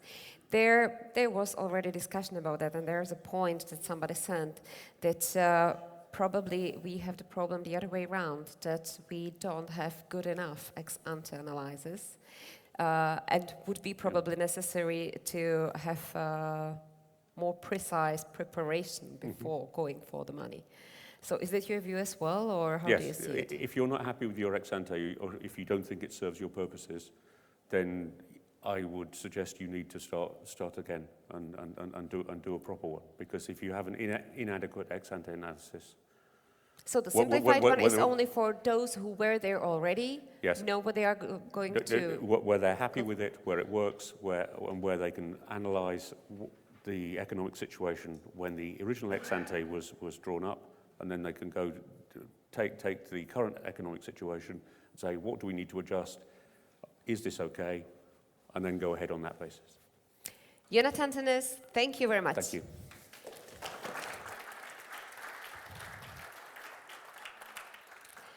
We've already heard the example of energy efficiency programs financed by financial instruments, and from the next speaker we'll get to know more. There is a huge potential, but several market barriers need to be addressed in order to create project pipelines and mobilize some private investments. So let's learn from some more good examples. Robert Pernetta, Fund and Structuring Officer at the European Investment Bank. Yes, you've asked if somebody from European Investment Bank is here. He is going to share his experience with us now. So, Robert, the stage is yours. Thank you. Děkuji moc. So I'm very happy to be here, and in the middle of a conference you have a challenge. Everything was said already, but not by everyone. And we're also singing all from the same song sheet. So I'm now not going to speak against financial instruments, because that might get me into a problem with Jonathan and with my boss. But I can take a different perspective. And so far, and obviously because speakers were from ministries and commission and national promotional institutions, we all had it top down. And I want to take a bottom-up perspective. And does this now? Here, the big bottom. So energy efficiency. I love energy efficiency because it is so straightforward. I know a lot of people in banking. It's so complicated. I don't understand it. It's so complicated. So what's so complicated? Have you ever renovated your house? Have you installed a new thermostat and so on? So actually, for me, it's easier. I know people who think portfolio, first loss piece guarantees, where you have your financial profiling with Monte Carlo simulation is easy. Sorry, I prefer you replace an old boiler with a heat pump. This is something I understand, and the cash flow is simple and so on. So I want to go into that. So what I'm lending against, I'm actually, if I use a financial instrument, I lend against future savings because I do this measure for energy savings. Interesting, the investor doesn't do the measure for energy savings. I know very few people who honestly would say, you know, I renovated the house to make it more energy efficient. They renovate the house because it was old, because there was mold coming, because I want to have a new kitchen that is open, and then because I get some grants or some other stuff I do. So motivation is very important at the bottom. And it's very important to talk about climate. Oh, it's not sexy. I have to say I had a lot of laugh about the Neveselá usporám videos, but I'm not sure this has motivated anybody because people don't renovate their house for thicker insulation or I forgot what was else there. I think it's more important because you renovate your house. It's your place and you make it the way you want it, plus there are some other advantages. At the moment is the best moment to renovate because energy prices are high. I know also material prices are high. That's a bit of a tricky thing. And it's super high on the political agenda. I mean, in Poland, I don't need to come with energy efficiency, or in the Baltic countries. In Lithuania, not consuming Russian gas is a patriotic duty. Maybe we can try it like this. And of course, increased level of awareness. I remember I was some EU-sponsored conference and they were inviting experts and somebody said, well, you know, maybe in the east of Poland, SMEs are not aware of energy efficiency. And somebody from Poland was massively interfering and said, don't worry, they know. They just don't know how. They know that they have to save and that it's important, but they don't know how. And that gets us to lack of competence. To know that you have to save energy is one thing, but then concretely, what do you need to do? That's the tricky bit. And it's the same for you home. I mean, when you only think about economic aspects, changing your window is probably your worst financial decision. But that's usually what people do first. But beyond changing windows, there are a lot of other things people and also enterprises don't know. And gets me into another point. It's nobody's core business to do energy efficiency. Stop. We have core in the room. A Slovak ESCO, which will speak later on the podium, it's their core business. Their core business is that the enterprise they work for doesn't have to bother about it. So I'm a great fan of ESCO. People maybe know that. Have done 2 publications under FICOMPAS, a publication with Eurostat, which maybe killed the Slovak ESCO market, but okay. I don't want to go into details. That's not my fault. I didn't write the contract.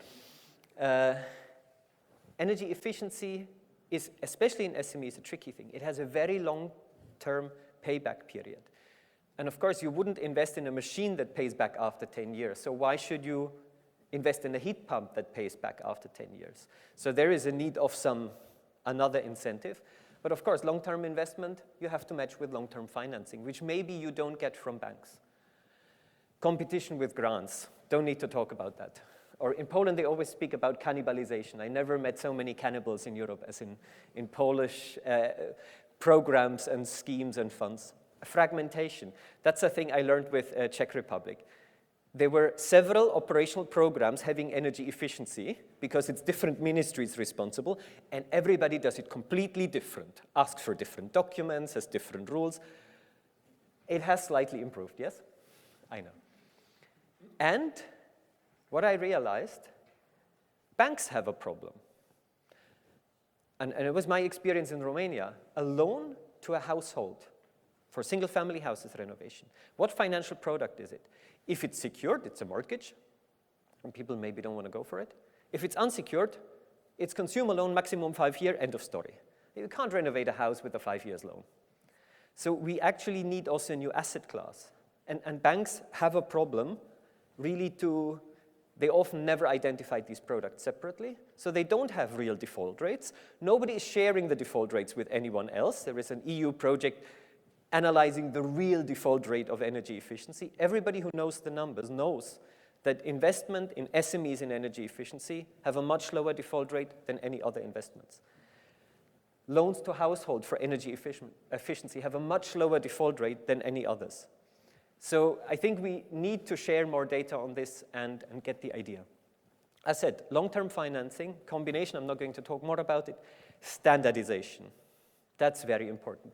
Across different products, across different responsibilities. You drive banks mad if in every different part of the country or in every different program you have different deadlines, different forms, and so on. So this is really important.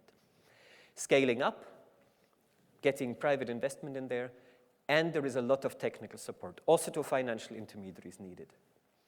And now I'm having 2 examples, and Jonathan and me, we didn't coordinate, we have the same ones. So this is Lithuania, and one question was, how do I actually start a financial instrument? You know, how do I get to a very sophisticated financial instrument? And that's the financial instrument for multi-apartment building renovation in Lithuania EIB did. There are 2 financial institutions doing. And it started in late 90s with a very simple thing. It was pure on lending. So the money the ministry gave to the EIB was given to commercial banks, which lended to projects. Because that was the financial crisis, and Lithuanian banks' balance sheets were full with bad mortgages. So they said, I'm not touching any of my money and put it on top of the bad mortgages. But then they saw the default rates, and they said, actually, that's interesting. I want to put my own money in there. And they moved from an on-lending to a guarantee facility. But then the problem is Lithuania is a small country, and almost all the banks belong to some international banks. And they say, wow, this is too complicated. We need different, they want to have the computer systems everywhere standardized. But for Lithuania, they need 5 different boxes to tick and fill out. No, we don't want. So only one bank, Šiaulių bankas, they said, I go for it. So guarantees helped them, but they also had a limited balance sheet. So now it moved to an investment platform, which is a special purpose vehicle. So it goes in the direction of securitization, where now the Lithuanian bank is co-investor in there. They work as the agency, they give the loans. And there you have investors like EBRD, Nordic Investment Bank, some commercial banks are also in there. And the first loss piece is the public money. So, but that journey took 20 years. So don't start with picture 3. I know it's sexy, it's innovative, it's smart, and it's your way to disaster when you start with that one. So start with some, you need a learning curve. And now I'm taking you also to Business Max in Poland, but the bottom-up experience. So BNP Paribas, and I worked with them on a few things, they said, wow, this is a fantastic product, we want to do more with green. But we have to be different than our competitors. We need to reach out to SMEs, because SMEs don't really know what to do. And they went for the Elena facility. So a commercial bank goes for Elena facility. It's actually the 4 Polish commercial banks went for Elena facility. That's quite unusual. I know in some countries it's impossible to get promotional banks to go for it. And what they do is they have internal energy expert that partly work as sales force as well, because they reach out, they go out and find new clients. But they, for example, do walk-through audit. They go one day through the SME, manufacturing SME, and look, okay, on this roof you can put PV, over there you have old asbestos, don't touch it, no PV please. Here you have a source of heat, you can use the heat somewhere else in your process. And then they give them examples, but then the investment decision is of course with the SME. A bank can't really help you doing investment decision. But they also have budget for the energy audits. They defined specific products. And what I like with them, their products are not defined according to EU logic. It's a bottom-up logic. So they have their green products, and it's the leasing. Unfortunately, they can't combine the leasing with any kind of EU support. That didn't work in Poland. It would work, but it was decided not to do it. And there is also sometimes mismatch. So medium-sized enterprises you can do with Elena, but you can't do under some of the structural fund programs. So that's a bit complicated. And very important is a strong communication between different entities. And these were slides shown by BNP Paribas in autumn in Vilnius. And the last point they wanted to say is what they need is integrated products. They did a lot of work putting the things together themselves, but actually it would be better if there would be a package coming with technical support, with a guarantee, with some funding element, and a grant for the end client. And that's all from my side, so you don't need additional links to the slides because they're on Jonathan's slides. And I'm looking forward to the questions. Yes.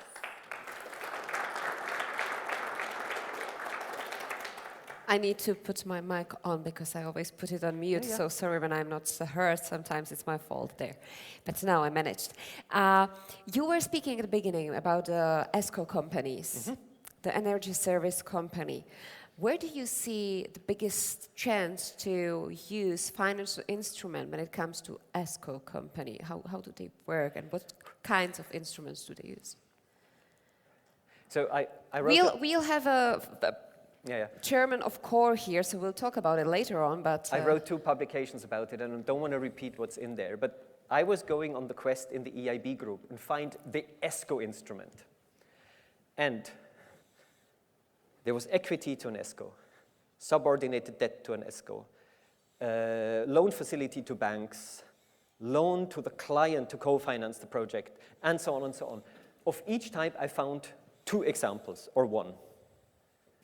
The point is, going back, I don't think it makes sense to have a dedicated ESCO financial instrument.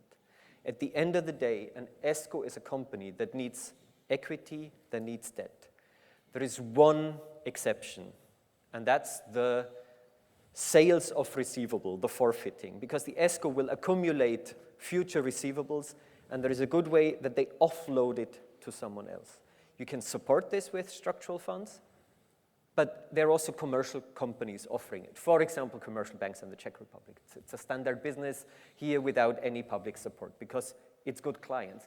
If they want to reach clients that are not so good, change the eligibility of your existing product to include in the guarantee also energy performance contracting receivables. So this is actually the message I want to give you. Don't create an ESCO product. Create products that don't discriminate against ESCOs and energy performance contracting. And sometimes it's stupid little requirements that exclude ESCOs. You really have to screen the program in details to see if it works or not. When you're speaking about a combination of the commercial product or the supported one, why mobilizing the private sector when it comes to, for example, public service saving efficiency or energy efficiency savings project? Why to use the private money when the public ones from EU or national sources could be cheaper? That's a good question. That's usually when I talk about energy performance contracting and I meet the Ministry of Finance. It says, how is this interesting? I can borrow for 1%. For how much can an ESCO borrow? End of discussion. I had this. So that's the wrong start. The investment needs are so big, you can't do it only with public money. There is just no chance. The second thing is, it's not only getting the money from banks, but banks can play your bouncer. They don't let everybody into the club. Every crappy product that can't get a loan can't enter the club. And that's why this Business Max project is good. Only companies that would get a loan from the bank are also getting the grant element. And a lot of SMEs have the dilemma, without grant I can't get a loan, or without loan I can't get a grant. And of course, each time you have private financing in there, you actually have to increase your grant element a bit to make it still affordable for the end client. So leverage in itself shouldn't be a fetish. Sometimes you have to pay the leverage with a lot of public money. So one really has to decide, and I think that's the role of the ex-ante assessment, when do I use which tool? When you spoke about grant, very often the grant is used for the technical support or technical assistance. Why it is so necessary in this field compared to the others? In energy efficiency, the technical support is essential because it's not the enterprise core business, paying an energy auditor in the beginning. You don't really want to because you don't know really what they propose you. And what is also important is financial intermediaries struggle with identifying green projects. So I think there is really need of support. And I think the success of Elena really shows that it can work. I know Elena is big. Elena has the risk you have to pay it back if you don't reach your leverage. That scares most of them. But actually, I think that's the interesting part of Elena. If you just use it to create new jobs in your public administration, then important is that we have impact at the end. Thank you. I'm also looking at the hall if somebody isn't raising his hand to ask. If not, but you may do so later on as well. I thank to Robert Pernetta. Thank you very much. And we'll continue with a Slovak example again. Thank you.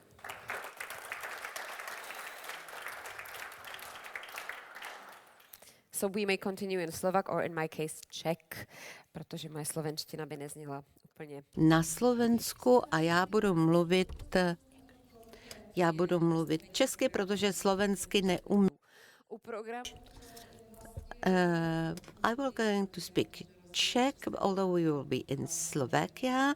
Unlike the Czech Republic, there is just seemingly one big program, Slovak investment holding managing it, and we've already spoke about SIH. There were different domains such as infrastructure, transport, social activities, social enterprise, sometimes directly, sometimes through intermediaries as a shareholder. So what was successful? Peter Fröhlich will speak to us about it, chairman of Slovak Investment Holding.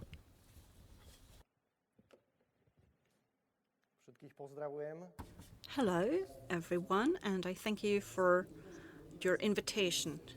You've already heard about our organization structure from my colleagues, so let me go straight to the topic. So what's our approach? The first thing we decide is what we do via intermediaries and what we do directly. Experts can deal with equity, guarantees, grants. So can we do that directly, be a direct stakeholder, make a direct investment? So the decision as to what should be done when is quite simple. If you want to achieve leverage, you use an intermediary. If you want to have a robust distribution network, that is, if you want to deliver fast to the market, you also need an intermediary. And if you need a specific know-how or want to build specific know-how, you need an intermediary. Equity funds investing in startups and build an ecosystem are a good example. Direct implementation makes sense when the previously described points do not apply or when you want to do something very fast. Because if you use an intermediary, you need to use some sort of procurement. Also, areas of public interest. So, for example, we founded a company together with the city of Bratislava, and it was an era where it would be hard to find a private investor. So, that's the first level. You need to decide whether you use an intermediary or whether you'll act directly. Second, you need to have a simplified product line, and that reflects our experience from the previous programming period. Because what we experienced was that when we had guarantees for SMEs, we had various measures resulting in competition and overlap. So that's why this time we decided that anything that we can put together thematically will be joined under one project so that it would be easier to manage and scale.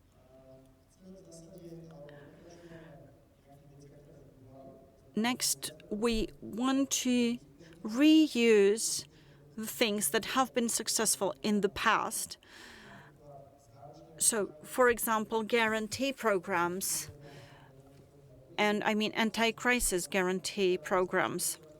The way we got intermediaries should be used again in this new programming period. For example, funds and investments in startups, those also worked well, so we'd like to relaunch them again. Scalability of products, that slightly has to do with the questions raised during the previous programming periods. Why this or that volume? Why this or that amount of money? So during the past programming period, Slovak Investment Holding had 570 million in the beginning and ended up at over 1 billion. So the path was somewhat complicated, the resources were reallocated, and we had to search for ways for placement.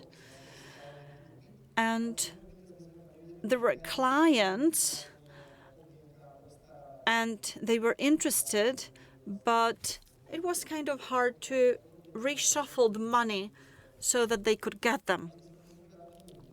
So to avoid this time, all the financial instruments are designed in a way to be reboosted in principle eternally.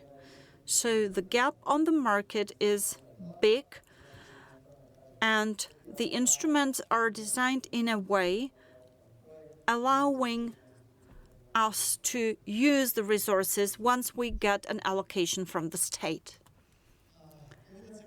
The combination of grants and financial instruments, you've already heard about that during this conference. We want to motivate people to make investments. So we want to use guarantee programs through the banking sector. And thanks to grants, we want to motivate companies to either invest in technologies or new lines or energy measures. They need to be motivated, and the projects need to be profitable, and the return needs to be fast. There is also another sort of motivation. Let me give you the example of our big partner, the Ministry of Economy. They have a much smaller allocation for SMEs than in the past. Therefore, they were trying to find a solution.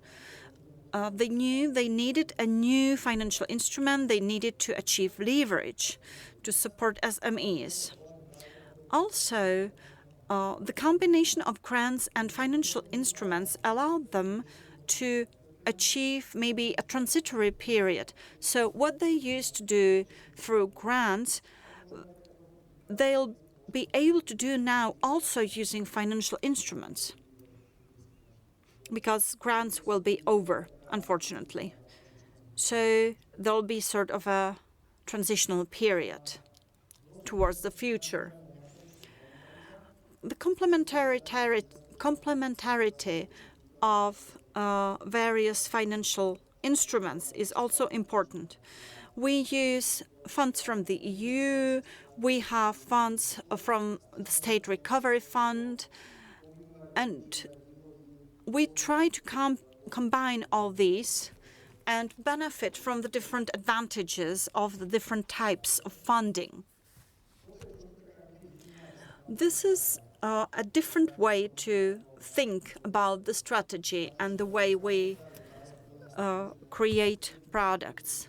So one level is that we want to be part of the whole life cycle of companies. We want to support accelerators. We want to help in terms of intermediaries. We want to have an instrument for the whole cycle. Now, focusing on the complementarity of resources, we want to have a seed capital instrument. So we'll have free capital managers or asset managers. Then we'll have different sources. And why? Slovakia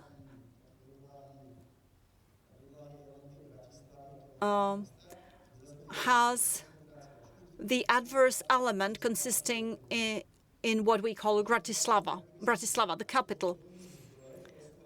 So you need to bring funds to the region, not just the capital. Therefore, there'll be a part addressed to underdeveloped regions and a part addressed to developed regions. The reason is that, sometimes you can see this problem also in France, Italy, even the US. So our solution is to use reflows and other resources to kind of cover and deal with the gaps that we have among different regions. Talking about established companies, most of the products consist of bank guarantees, and as we are not limited by the scope of Slovakia, we have a venture to future fund for startups. We also have reflows from the EIB and state financial assets. That's why we didn't need to use the allocation from the Slovakia program, because we also had other resources. There are some areas that we really want to address, and this has to do with the current European effort to achieve strategic autonomy, to build critical industry in the field of biotechnology and so on. And these require capital, 10.5+ million. So this is demanding. And we also see potential in STEP, where we can get additional resources to overarch the gap. This is a slide which shows you the amount of money we have in Slovakia and the different areas. Previously, there were 570 million. Now it's over 1 billion. We are expecting to get additional funding in the future. So whenever you can pool things together, we do that. You can see that we do that in terms of energy efficiency of companies, and there is also an envelope for renewable resources in companies. And we want to pool all that into one product to increase efficiency. This is the product perspective. So you see the money and the different facilities or instruments. You can see the biggest program which will be launched. It is the facility to support SMEs, so sort of an SME guarantee facility. And we want to support SMEs in general. There will be a recovery facility, and there is also an envelope for just transition regions. And again, we are going to use a combination of grants and financial instruments in a single operation. The same logic will be used for all the guarantee programs. So there will be a guarantee component for motivation.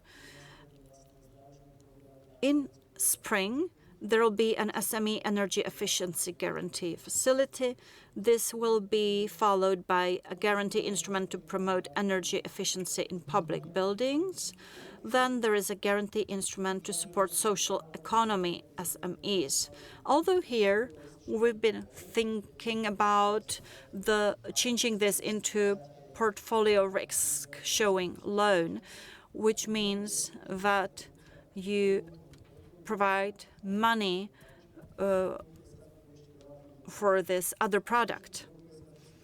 The reason is that the interest rates are quite high, 4.5% approximately. All the social economy SMEs don't have this product cheaper. So if I cooperate with the bank and get the product basically for free, the product will be much cheaper for the final recipient. Then we'll try to deal with seed and acceleratory.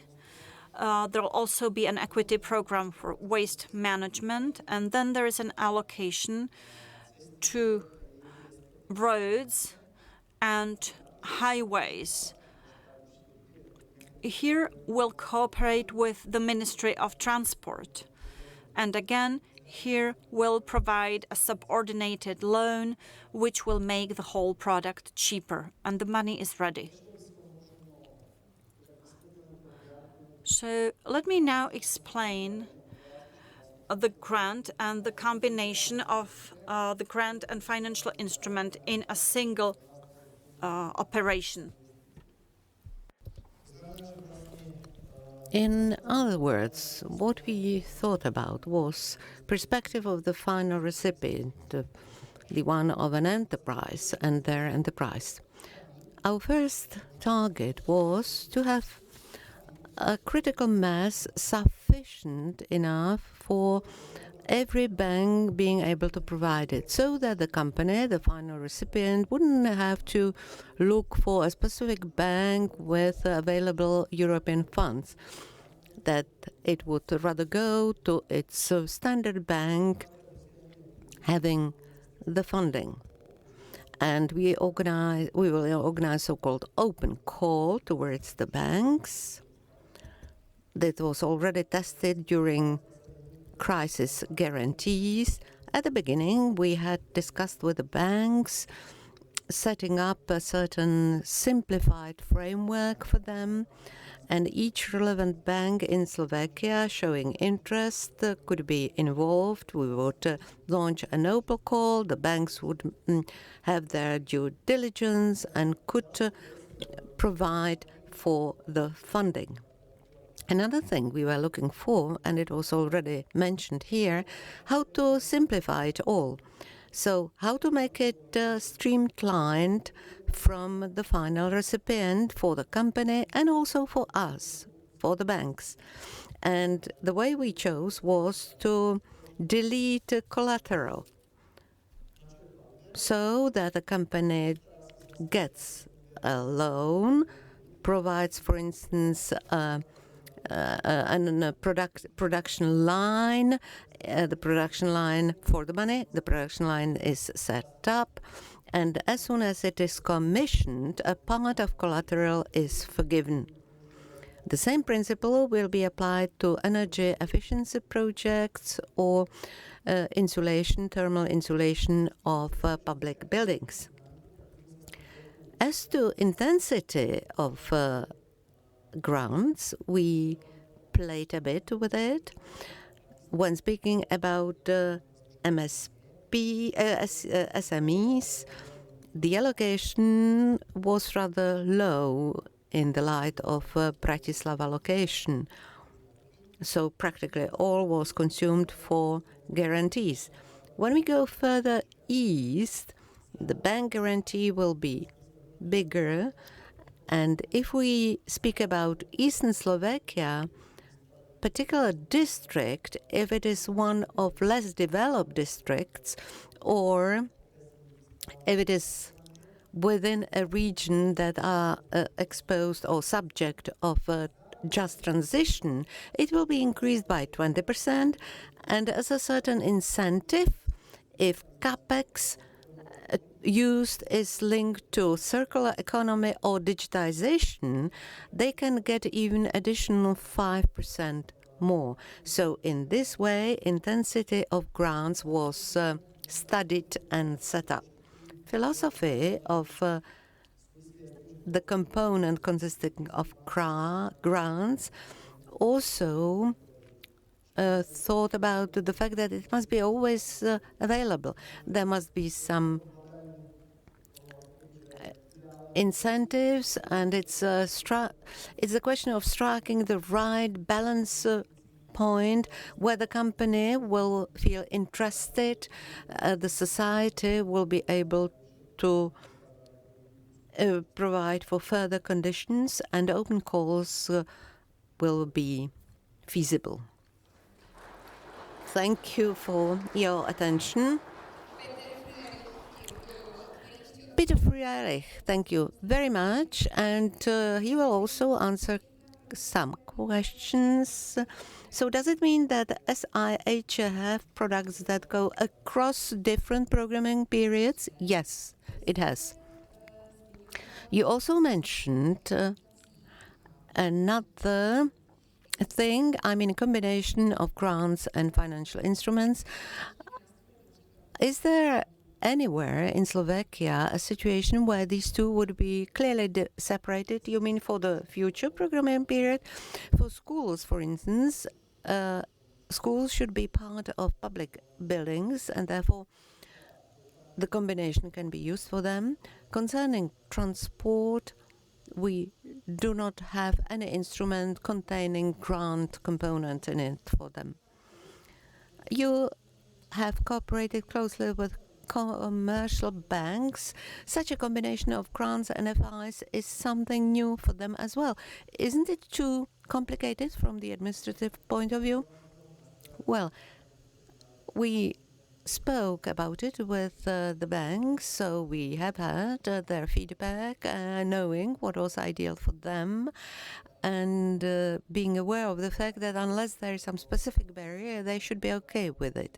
So this is this forgiving collateral that is the easiest way, both for the recipient and for the bank. It's not the way that grant would be paid out to a specific account. No, it would be more complicated. So forgiving or deleting collaterals turned out to be the easiest way for the banks. And Eurofunds are a bit more complex than programs that go through the European Investment Fund due to some initial conditions that were set forward long in the past. A while ago, you mentioned public buildings. How did you manage to convince representatives of municipalities to use reusable instruments instead of grants? Give us a recipe to the Czech Republic. It was not so much our success, of our merits.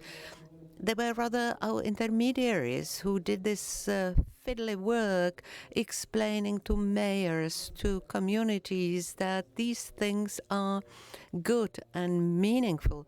Also, our advisory hub by the European Investment Bank helped us very much to explaining to the players the advantages. We will also discuss that today in the afternoon.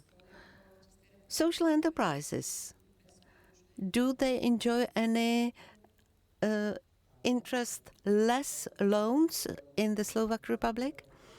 As a matter of fact, they are. You must have a good partner. We have the advantage to have a Slovak saving bank, which is part of the group Erste. That's a perfect, reliable partner, and they are very good at social enterprising. And unless it is some altruistic activity of yours, you as a different bank, you would not go for that. But with this group of banks, we had just good experience. There are also some provisions concerning technical support, and in the new regulation there will be strengthening of the grant component. And to illustrate it, they have several levels.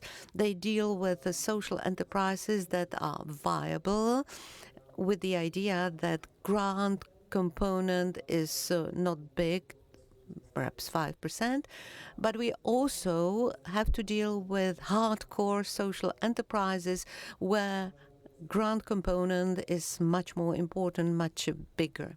So we still discuss that. If I'm not wrong, only 2 projects on financial support on financial instruments are to social enterprise operational program and just transition operational program. How do you use public support for that? It depends what is our way of investing. In majority of cases, direct investments we have done without intermediaries. They were pari pass investments with private investors. 50-50 or 70-30 differs from case to case. And if you act with an independent market player, you do not have a state support. And the envelope is bigger. If you involve intermediaries, then there is state support, including Article 21 and Article 22, if I'm not wrong, that deal with investments into startups. Of course, there's a ceiling, there's a limit that usually is by 2 million, but in my view, it's sufficient. What are results of direct capital investments? What are the results as compared to venture capital investments? Venture investments were applied at the beginning because there was no instrument available.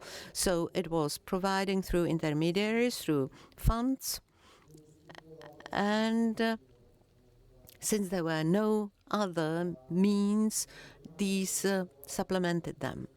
The second stage was creating a certain rescue program. It was Corona Capital for the COVID period that protected startups with no financial reserves. There were repayable loans, small loans that saved them from failure and going bankrupt during COVID. And then there were high-tech investments, for instance, into battery companies. These are the cases of high volumes, for instance, 3 million from our part in one case. And finally, there were specialities, such as creating a special enterprise with Slovak saving company for social housing or for housing of marginalized Roma communities and other equity investments. The first investments were done in 2019. It was pre-record investments. There was no exit yet. And if we also take into account convertible loans and capitalization of results by the end of last year, then there was one failure case, one company went bankrupt indeed. And one question we haven't answered during the first block, but you answered it already in the beginning of your presentation. There were these abbreviations. If you look at the screen, the very first question up there, it's focused on why in transport there is less funding than in other domains. It relates to the fact that the domain of transport is rather specific, meaning that we have a certain structure in Slovakia where we can provide our help, such as railway infrastructure and similar things. However, the needs are not so big and grants will be applied, but there are other domains where the volume is not sufficient, and so this is probably oriented on that. Okay, and we may continue in this topic after lunch, and Peter Fröhlich will continue even after lunch. Thank you very much for now. That's perfect that I don't even need to say it in English, because everyone knows when I start speaking I'm probably being quite strict about schedule and sitting, so. Ale teď zůstanu v češtině, protože další... Okay, so I'll stick to Czech because the next block will be Czech and Slovak. And we're going to talk about the benefits of using financial instruments instead of subsidies or maybe even grants.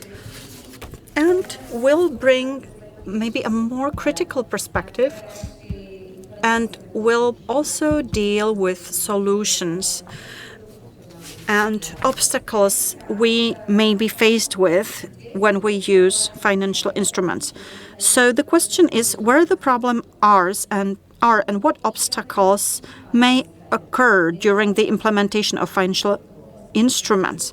And there will be 4 panelists. They have vast experience, and you can ask questions during the 50-minute panel.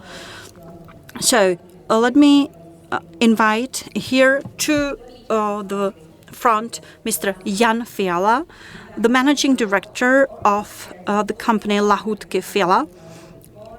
Also Mr. Milan Orlovsky, the co-founder and stakeholder of the company Core. Petr Fröhlich, again the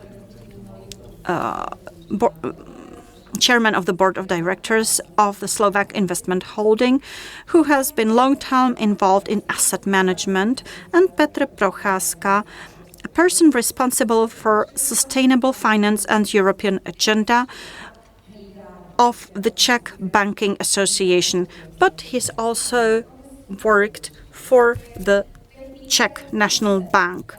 So now you know our panelists. I've kind of switched the names around, but that doesn't really matter. So the pictures don't go in order, but you'll definitely know who is who. So don't hesitate to ask questions. And first, I'd like to ask the different panelists to introduce themselves briefly. And first, I'd like to address Mr. Jan Fiala from Lahůdky Fiala. So, delicatesse. You have a family business, and you have ambitious goals in terms of emissions. Your goal is 0 emissions. You have no subsidies, as far as I know, but you are assisted by the Development Bank. So can you introduce yourself and your company a little bit and your approach to financial instruments? Well, I'm a stakeholder of the company, so we can do whatever we want. We are not responsible towards any investors, so we do what we want to do. We have an analysis when we want to get our money back, and that's quite crucial. The second generation, so you've taken over the business from your parents, right? Well, my wife used to work for KPMG Dublin as an auditor for 3 years. So she's a financial auditor. And therefore, whenever we have ideas or thoughts, everything needs to be put on paper and it has to match. Ever since we've come back to the continent, we've been faced with the legislation, which is quite brutal. The local compliance government is really, really hard to deal with if you're an SME. It is a real problem to get to European money. I am the chairman of the Association of the Producers of Selected Products, and I can see that this is a problem in practice. And even our colleagues give preference to funds other than funds from the Ministry of Industry. OPIC and OPTAC, that's really self-torture to get money from them, including the Ministry of Industry and Trade. Oh, some people may like kind of self-torturing, right? Well, some. I mean, we are an SME, we got 40 employees. So, just to put it in context. And the National Development Bank and its instruments, I mean, I've seen the instruments during a conference, which was really great. The EU provided a program to modernize the energy system within SMEs, and they've organized conferences all over Europe, in Helsinki, Bologna, different places. And thanks to the Czech Technical University, we got 2 projects of the National Development Bank. And Dr. Hrdinka explained to us that even here in this country, there can be projects which can be conducted by companies of our kind, and that we can actually reach the financial instruments. So I went to see my colleagues from the Czech Technical Universities, and they said, yes, you should try that out, because they act as a normal bank, and that's how it was, which was great.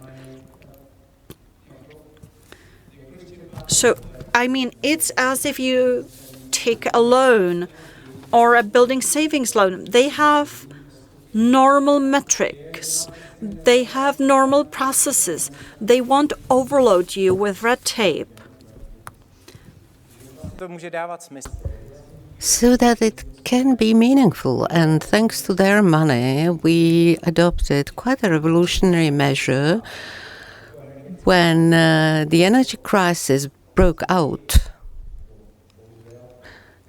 Thanks, or rather because of the war in Ukraine, suddenly we were confronted with problems as to prices of energy, availability of energy, and gas company multiplied our deposits in such a way that we thought it is not possible, and we sort of deinstalled gas meters.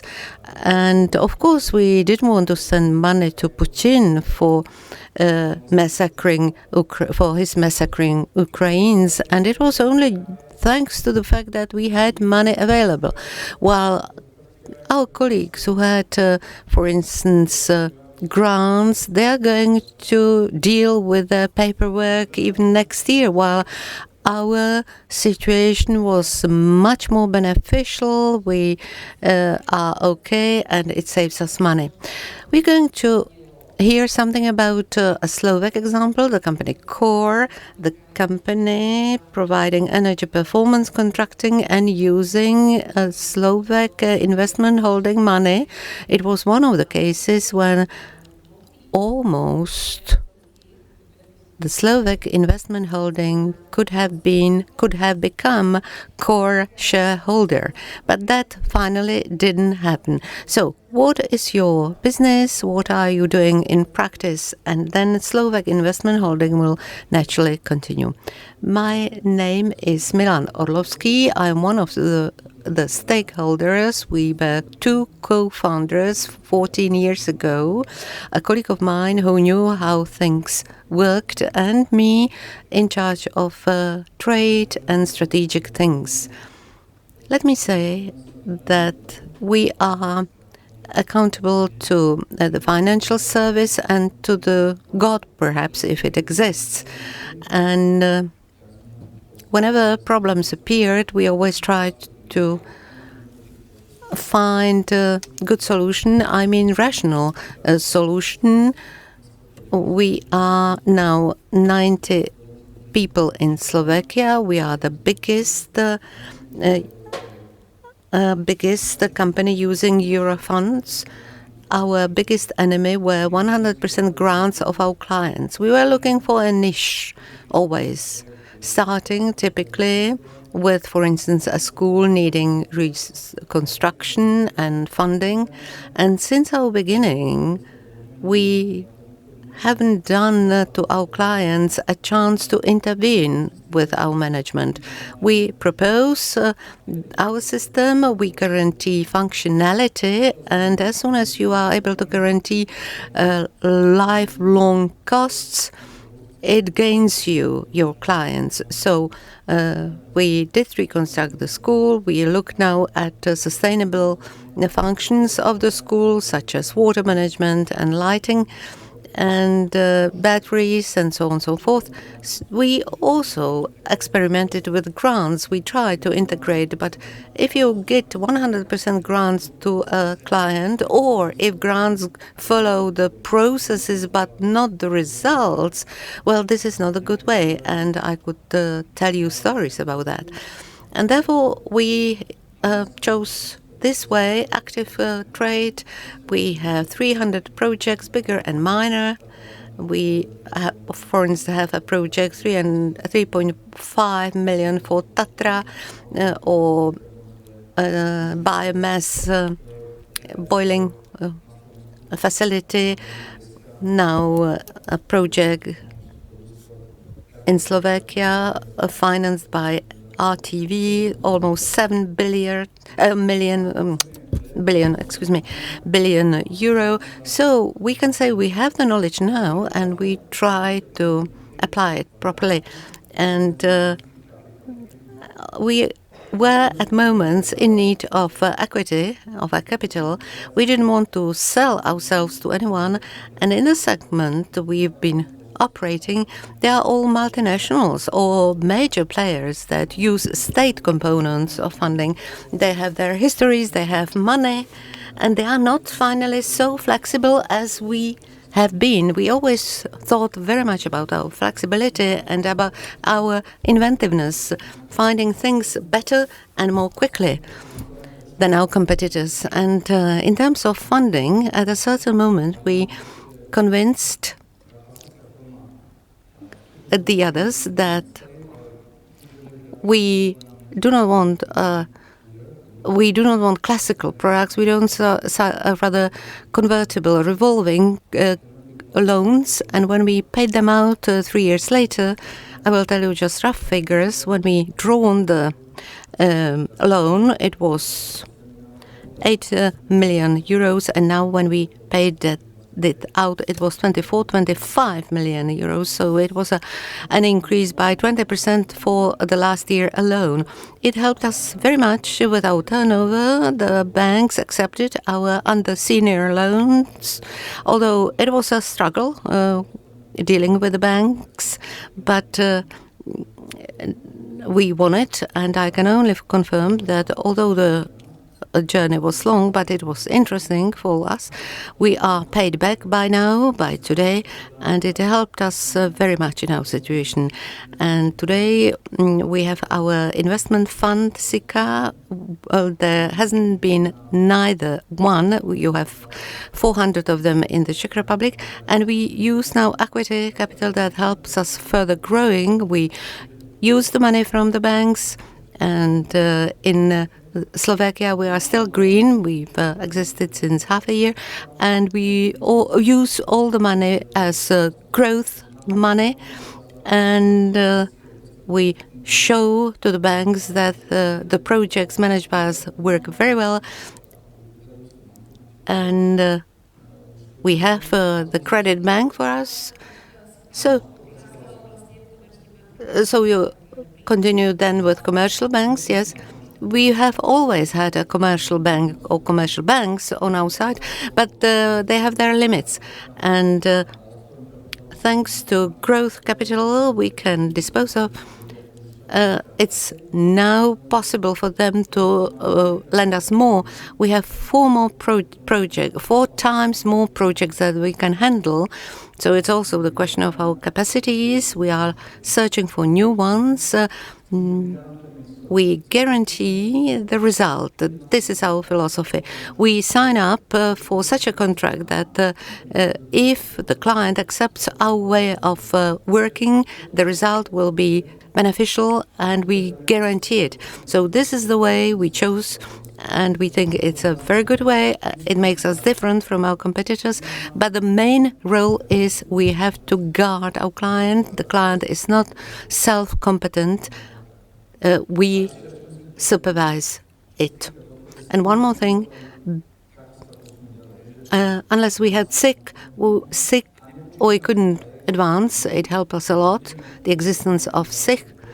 And if we need more resources, we will try to integrate them. And from the point of view of competitors, we try to diversify ourselves. We invest into development. We may be one of the first companies that will issue taxonomic bonds, dark green, already for the second quarter, or in the second quarter they will be issued and offered to the market, so that we manage to involve further investors. I may stop you by now. SICAO is fond of qualified investors, SICAO, with a certain minimum limit for investments. Let's continue with the Slovak Investment Fund. You said already that energy belongs to your priorities and successful projects in which you see the future of FIs. But at the same time, you indicated that perhaps not everything is in pinky colors, that there may be some barriers still existing. What could improve in financial instruments? Let me relate to my predecessor from CORE. What are the points in which CORE is excellent on the Slovak market? Not only there, that these barriers to affordable energy services, there are many. But the players themselves, energy savings companies existing in Slovakia, are either multinational or enormous tycoons in energy. A similar situation is in the Czech Republic. Yes, and those do not want to accept some mid-size or small-size projects. They prefer big ones with a high rate of return. And CORE was one of few able to accept also smaller businesses, and that was important because they took care of many details in the cooperation, and also they helped very much to raise awareness. So I'm very happy that in this pond where there are several carps, that there is also this pike which is fast and efficient as them. So the biggest barrier, as I see them now, the biggest one among them in this programming period is state assistant on several levels. On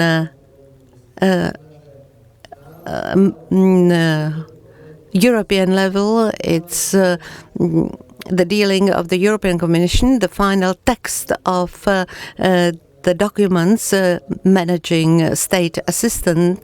It was sent to us very late, by December only. And the main scheme, the final version of it, was also known only by December.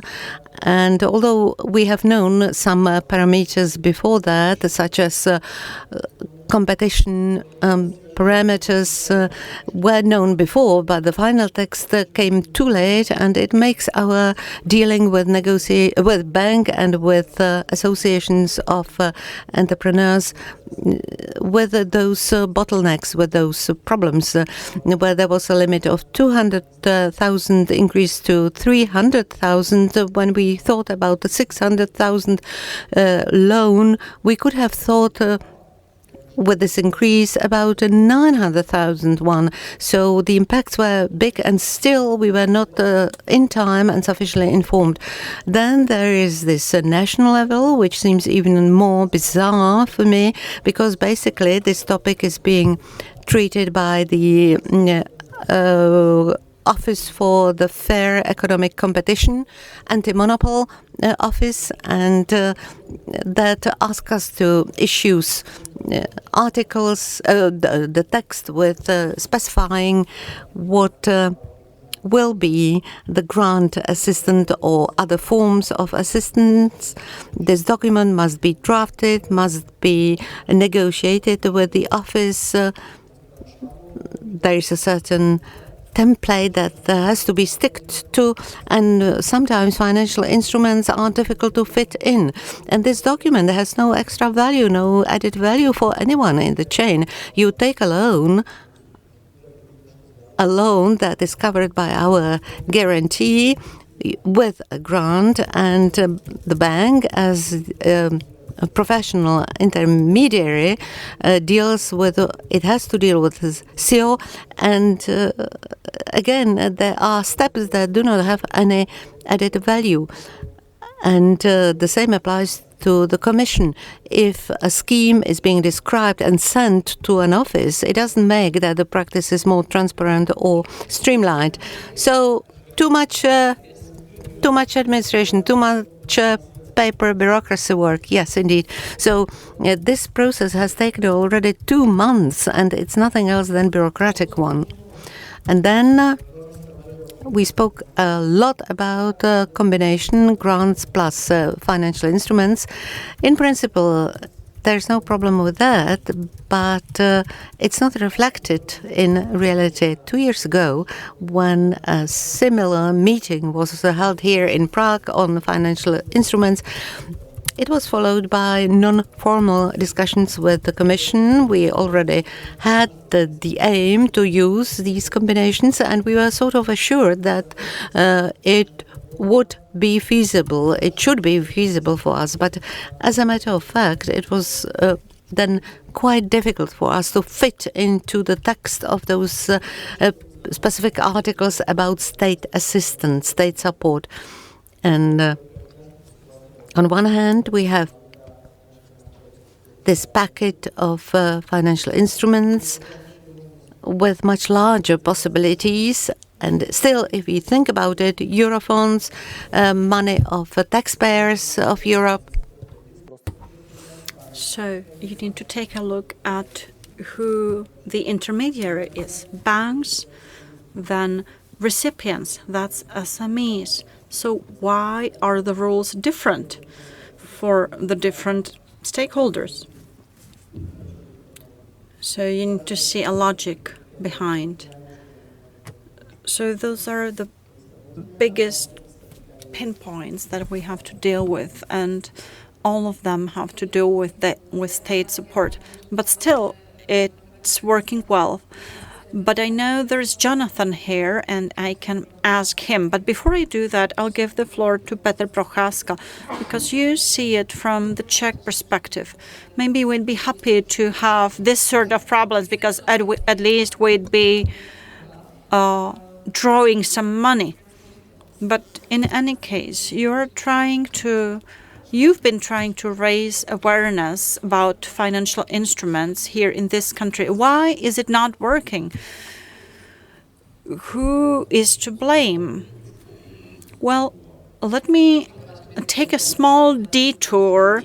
I haven't been hoping that you would give me the names about who's to blame, but still. Well, I'll kind of revert to what Mr. Fiala said. He was talking about the red tape hell. I worked for a bank, and I had to deal with FARA projects, and I dealt with them in terms of the central bank and the banking sector. And once we got through all the regulations and we learned to work with it in a deregulated environment, I thought, oh, hopefully I wouldn't need this ever again in my life. And no, as you can see, I do need it. So what we wanted was hardware and software, but what we were getting was more like consultancy. And the meetings and debates were quite tough, and eventually we reached a compromise, even with the European Commission. So it's always about people. Secondly, subsidies and financial instruments. Financial instruments won't work in places where you use subsidies. The genial idea of our Slovak colleagues of allocated at least 3% of funds to financial instruments is simply great. The question is whether it'll work here. The thing is that subsidies are one-time subsidies, but the system is set to market allocations, starting with a decision about loans and ending with a guarantee system. And talking about red tape, the difference should be that the financial instrument needs to be much, much simpler to deal with, to manage, to process. And that means both for the final recipient and the bank. So it needs to be simpler for the recipient and for the bank. So condition number one is it needs to be simple, because the businessman has to return the money. He has to repay it, whether it's a guaranteed loan or whatever else. So there is pressure. And secondly, and we've heard that in the morning too, from Mr. Nidetzký, the financial instruments should be simple and overarching, so they need to also be cheap for the final recipient. And when I say cheap, it means financially and in terms of red tape. If you have 10 guarantee systems and there'll be 3 to 4 items to report, you need to adapt the IT system of the bank. You need to adapt your reporting. You need to train your staff within about 1,500 branches throughout the country. And that's hard to do. So it's not just about the National Development Bank and its 5 branches. It's really large scale. So you need to think about that twice. So if you have a narrow tool, there are additional costs also for the post-checking. So imagine you have a manager at the ministry who has a file and he can tick off the different items, but then there are the costs on the part of the banks and recipients. And last but not least, it should be widely accepted what is really well accepted by the EIB or the European Investment Fund, and that's that banks are under scrutiny within the EU. So you don't really need to scrutinize banks. It's sufficient to focus on the rest.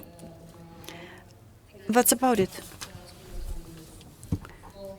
So probably answer to Peter Fröhlich and the question about why there are the differences with state aid when it comes to different providers.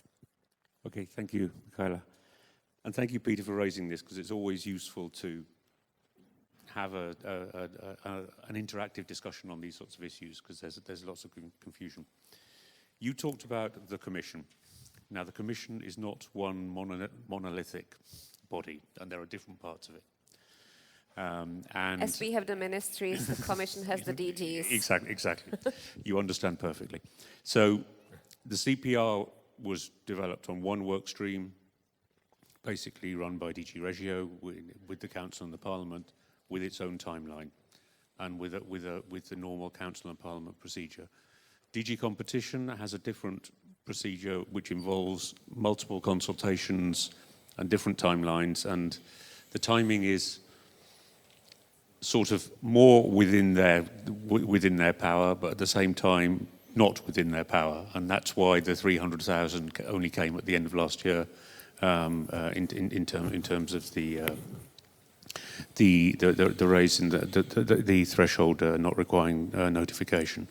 So we're not a single organisation. We are a multitude of different DGs who have different procedures and different timelines. I'm sorry the timelines have messed you up a bit, but we will try to do better next time. But it's always challenging. Your second point, I think, was on the different rules for financial instruments and grants. And we accept that, and I mean we in DG REGIO have drafted the CPR, and the Council and the Parliament have approved it, having a single set of rules for both the financial instrument and the grant part, and we are very pleased with that. What we have yet to do is to persuade our colleagues in DG Competition that there is a problem having two different sets of rules, one for grants and one for state aid. And we are having internal discussions with them, but there may be an opportunity for you to help us, and that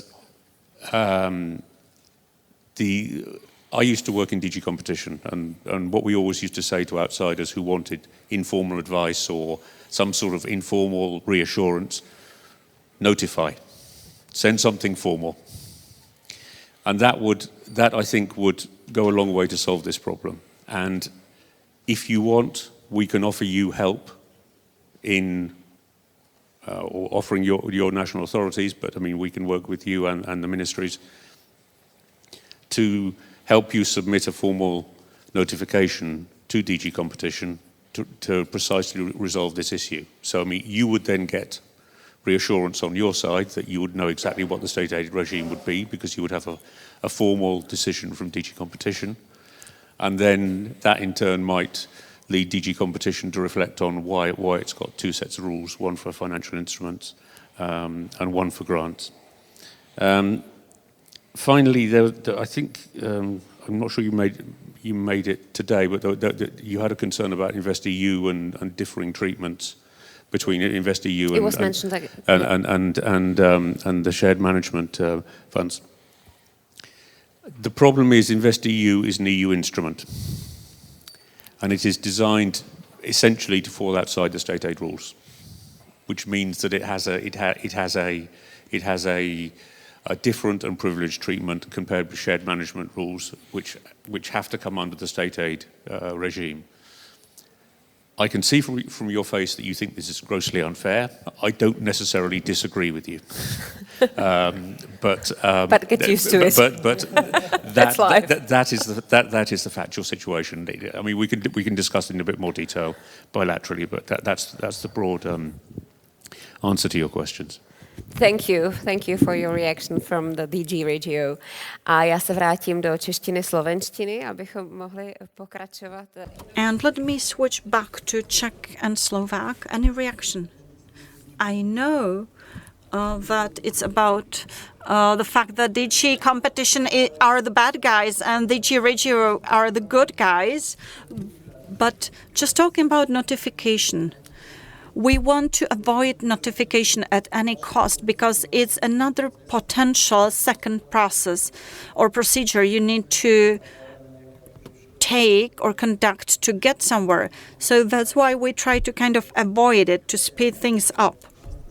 So we have experience in notifications and we know it takes long. Now, saying it's unfair, I wouldn't probably say it's unfair. I'd rather say it's not logical. I don't think that InvestEU is in competition with these resources. When we worked on the guarantee programs, we tried to be complementary to InvestEU. And that's why we tried to target the investment, because I know that it's possible, for example, to compensate working capital. So we try to maximize synergies. So my point was more about a lack of logic rather than lack of fairness. But thank you. When I listen to you, I have a feeling that we tend to talk about processes, but we tend to forget about the goal and about the final recipient, the guy who actually should get the money. So what's your perception as company representatives? We're talking about subsidies, national authorities, and the EIB. So how do you find your way around this? How do you know where to go? You've said that you rejected an application which was actually ready, and you rather went to a bank. Why? Well, if you look at it from the investor's perspective, and the investor wants to take a measure, when I need to pay the money back, not just spend it, I mean, but it's really tempting. You can spend it and nobody cares. But I mean, that's what makes the project meaningful. So it would really benefit the Czech economy and this country if it was done in a more reasonable way. I mean, the business case is much simpler for the user. They really act as a bank. So there is another guy who tells you, oh, this makes sense or this doesn't make sense. Well, it's really, really simple. Our user case may be different from others, different from big holdings or companies. But we as an SME see the meaning. We have to trust the investment because we want to pay it back. So the very basis of the approach is preset. Milan Orlovský. I would want on that with a specific process, how it goes and how it could go. And I'll be specific on a project on energy efficiency. A certain clerk drafts a grant scheme thinking that it's useful. The man, the woman does it perfectly well from the process point of view. Then it's being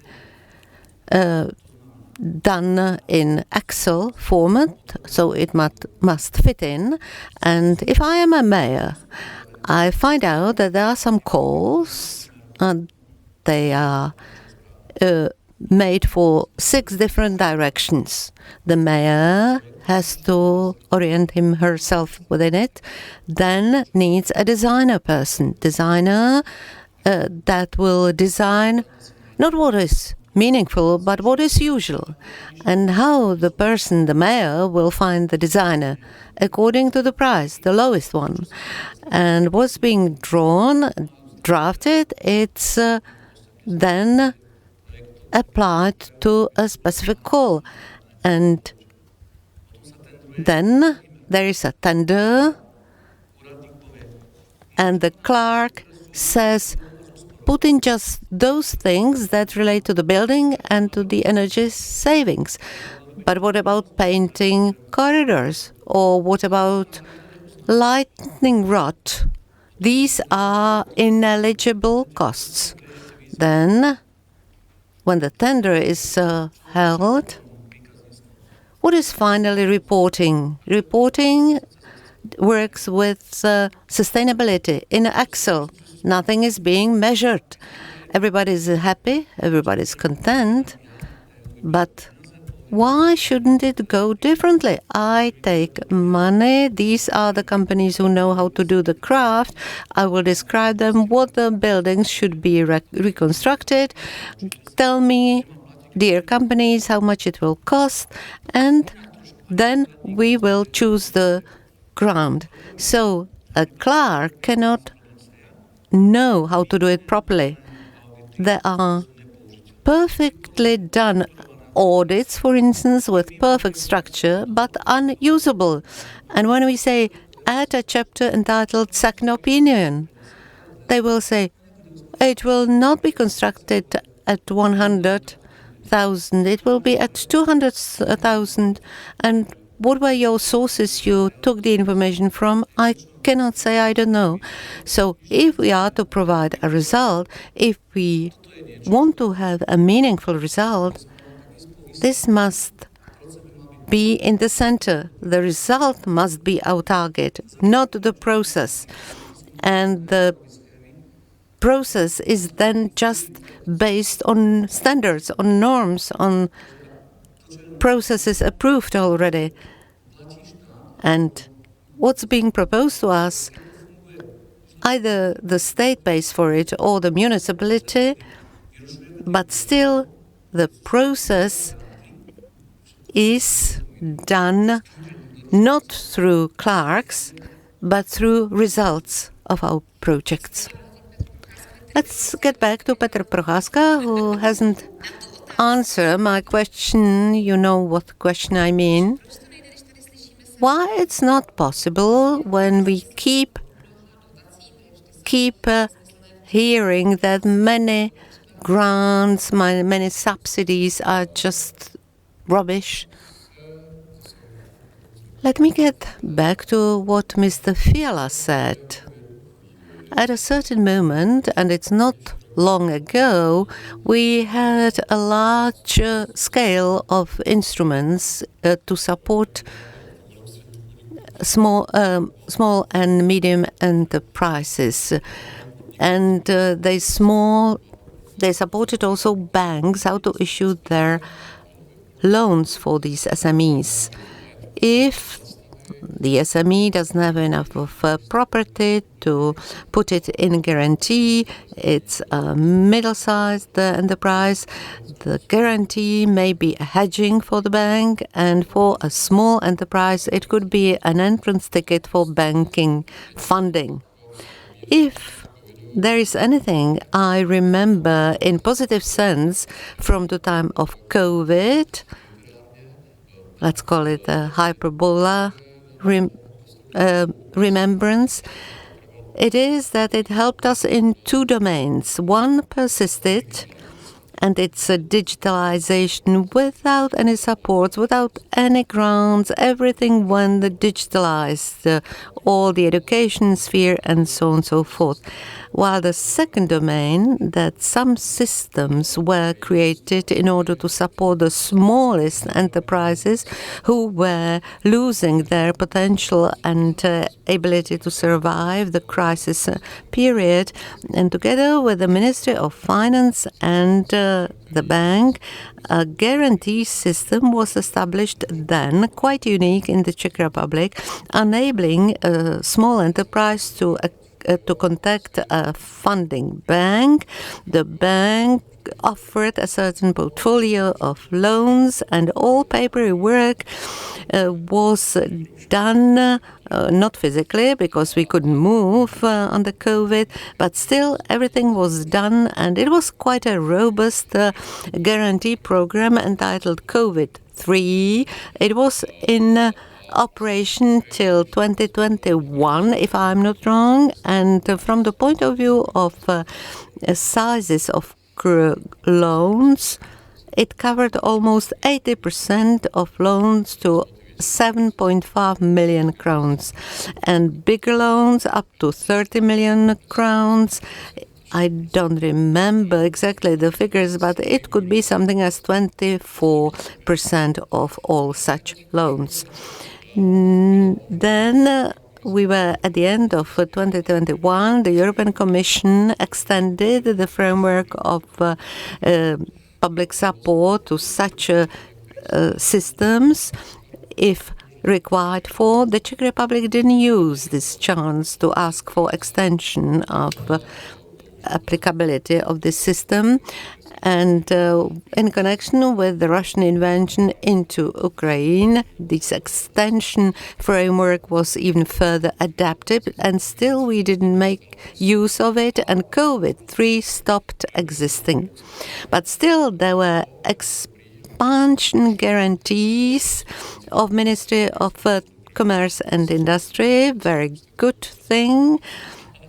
I mentioned already that was still in operation, and EGAP, Export Guarantee and Insurance Company, managed to support the program EGAP Plus that from March 2023 worked for only 2 months, because then the money was drawn up and nobody added more money. So until the end of 2022, we used state guarantees used by companies very much. And in November 2022, the money was finished. And as I said, new money was not filled in. Yes, so the tendency was down, and guarantees for small enterprises for the loans, and for middle-sized enterprises up to 250 employees. This was extended till May this year. We are very much in short of time, so for the final round of your reactions, I would like to ask you in what manner financial instruments should be offered so that the companies are interested in taking them, and what's the advantage of FI if it is intermediated by a commercial bank or directly?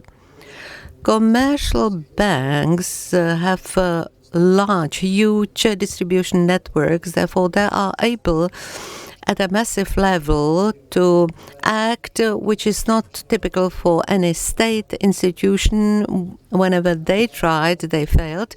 Another advantage is that there is this leverage effect. So for one spent euro, they usually generate 5 portfolio euros, and therefore the impact is multiplied. And also, what was already mentioned here, since it is one of the most regulated institutions in our world, you have a certain certainty that transparent ways of collecting money is applied also from the point of view of beneficiaries. If it's done without banks, I mean in direct way, the advantage is that it's done quickly. Last year, for instance, we gave loans in Slovakia oriented on reconstruction of roads, the second or third class of roads, or reconstruction of school buildings. And the reason why there were several was that the way was direct, so it was not accounted for in their list of debts. And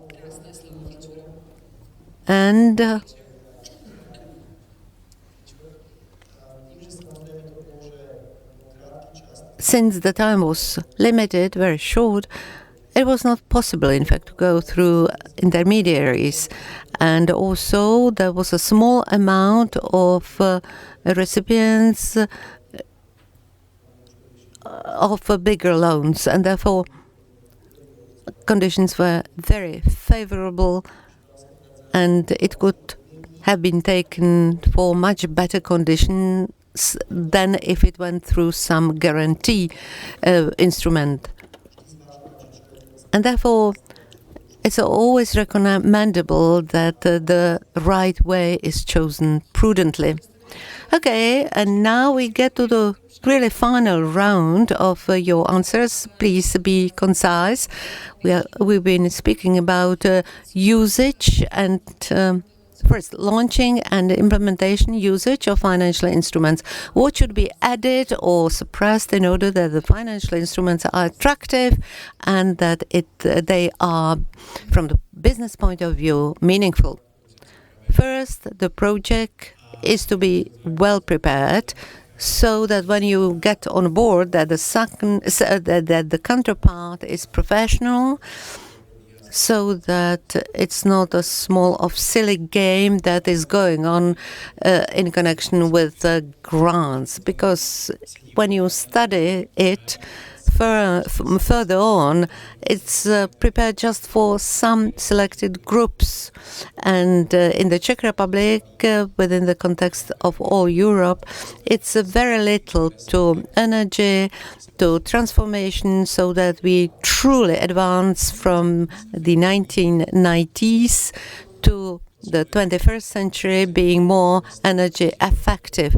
You must trust the idea that it will end up positively. And once you launch a project, you have much money in it. And if it's funding through a bank, they will pay you back your invoices. You will not be bound to wait for half a year or 3/4 of a year for the money.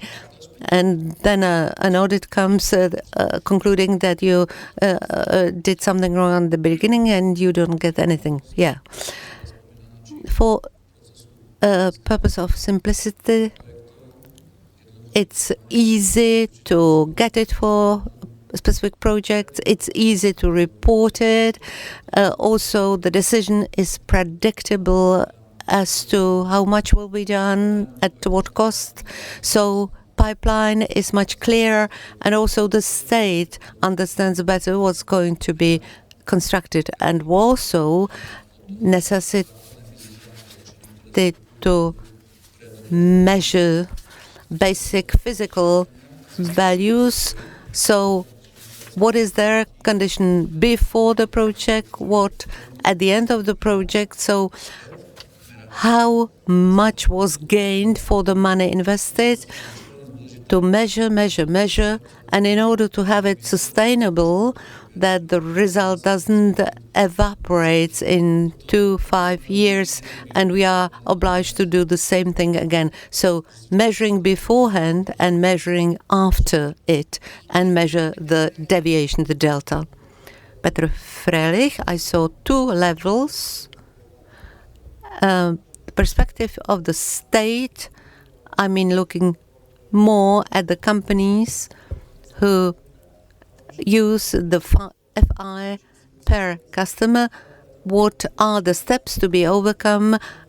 What's the design? So that it's easy to understand, and what is being normally done by private companies on a daily basis, a customer experience. And the second perspective is from the point of view of the state, I mean, necessity to look for a new process, whether it is useful, whether it brings benefit to anyone, and whether it's bureaucratic or not. And if we think further about it, if there is any added value or whether it's just a process for process. And that's what makes it more difficult and complicated. And Petr Procházka will wrap up. Well, we've heard a lot, but maybe we should get back to what we know how to do and what has worked in the past. So we should let those who do things do what they can do best.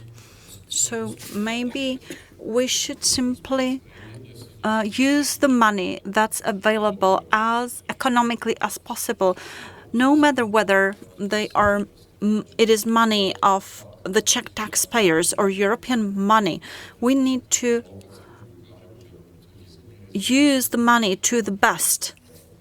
So it's not about just us, but also the other stakeholders, and we need to trust each other. And that's the goods that's traded by banks, and it's probably the most important goods in general. Okay, you've heard the ideas and perspective of Jan Fiala, Petr Fröhlich, Milan Orlovsky, and Petr Procházka. And now you can give a big applause. The gentlemen can leave now, and now we'll switch mics and bring new panelists to the front. And in the meantime, I'd like to ask you to take your cell phones or smartphones or tablets or whatever. Please scan your QR code for Slido.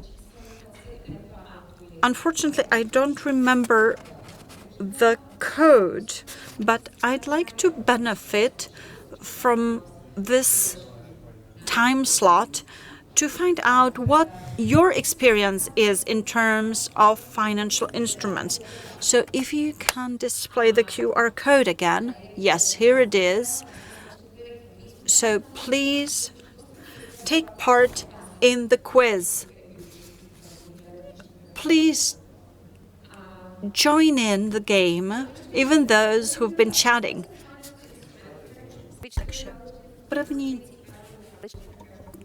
Okay, so I'll continue in English. Máte 3 možnosti ABC. Je to kontrakt, který zakládá finanční aktivum pro jinou společnost. B, je to grant, který je převlečený. A nebo C, je to evropské nařízení. Takže vidíme, že 33 lidí už odhlasovalo. Možná začneme v malých číslech a postupně se přidají další, kteří budou hlasovat. We may have a look at the results like, well, you were correct mainly with the answer A, but we may say that some people might prefer to think it's option C. But well, we still have to keep with the A1. Let's go for a second question. Which sounds can financial instruments be used for all policy objectives? Here it's easy, yes or no. You have 12 more seconds to answer. Can financial instruments be used for all policy objectives? Or are there any exclusions? Last 2 seconds, 48 people answered. Wow, we are nearly 50-50, but yes is 46%, no 54%, but the right answer is yes. The financial instruments may be used for all policy objectives, and the aim of financial instruments is to do more with less. Let's move to question number 3.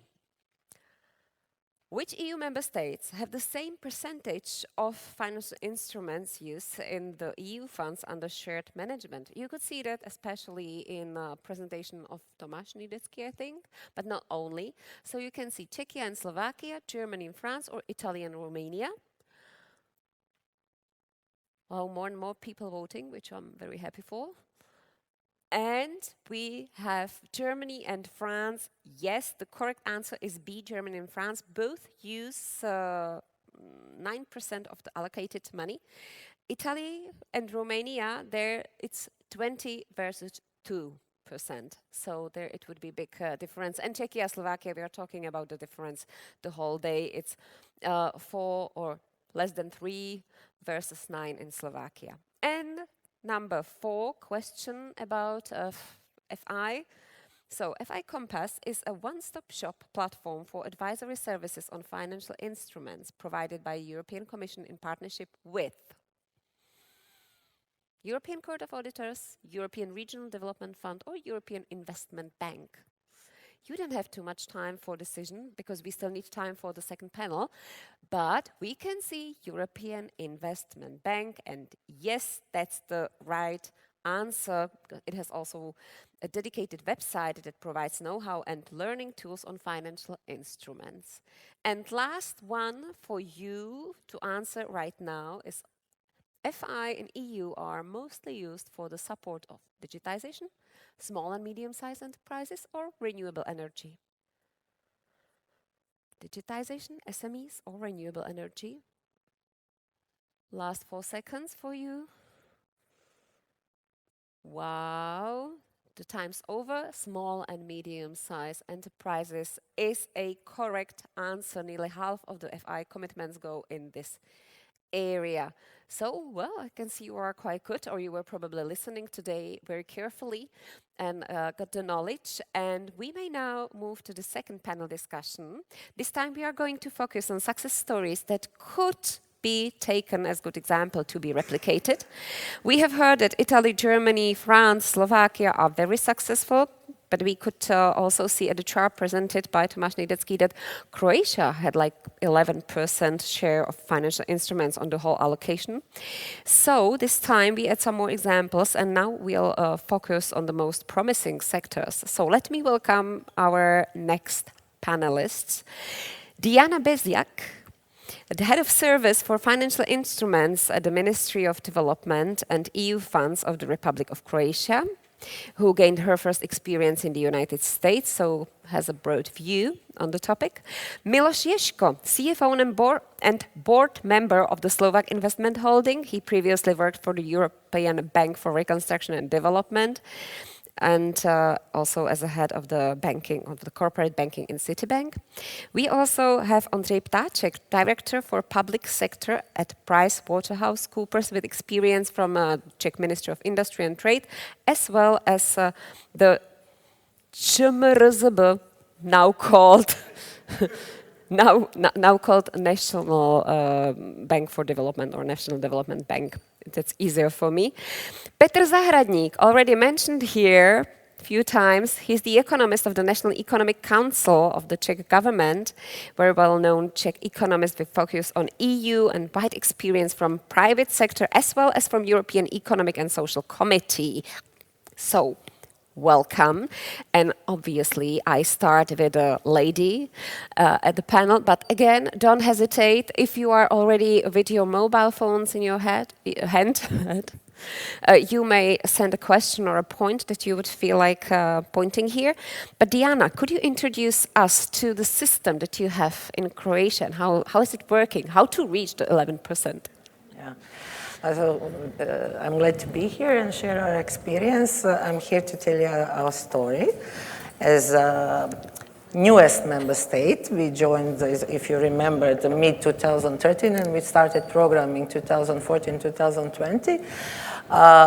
When the Commission told us you have to have financial instruments, and we were saying, hello, this is not fair. We have to catch up these 10 years that we are falling behind, because behind of you that you joined 2004, and our SMEs are eager to have grants, because if you remember in these early programs, CARDS, FARE, and IPA, there were just grants, infrastructure grants for the ministries. SMEs couldn't get anything, so we said it's not fair. But we started really modestly, really carefully, because everybody was so scared of this strange new animal, financial instruments. What is that? And no ministry wanted to do it. So we, as I'm coming from the ERDF managing authority, so we couldn't make any ministry to commit to have financial instruments, so we had to do it for ourselves.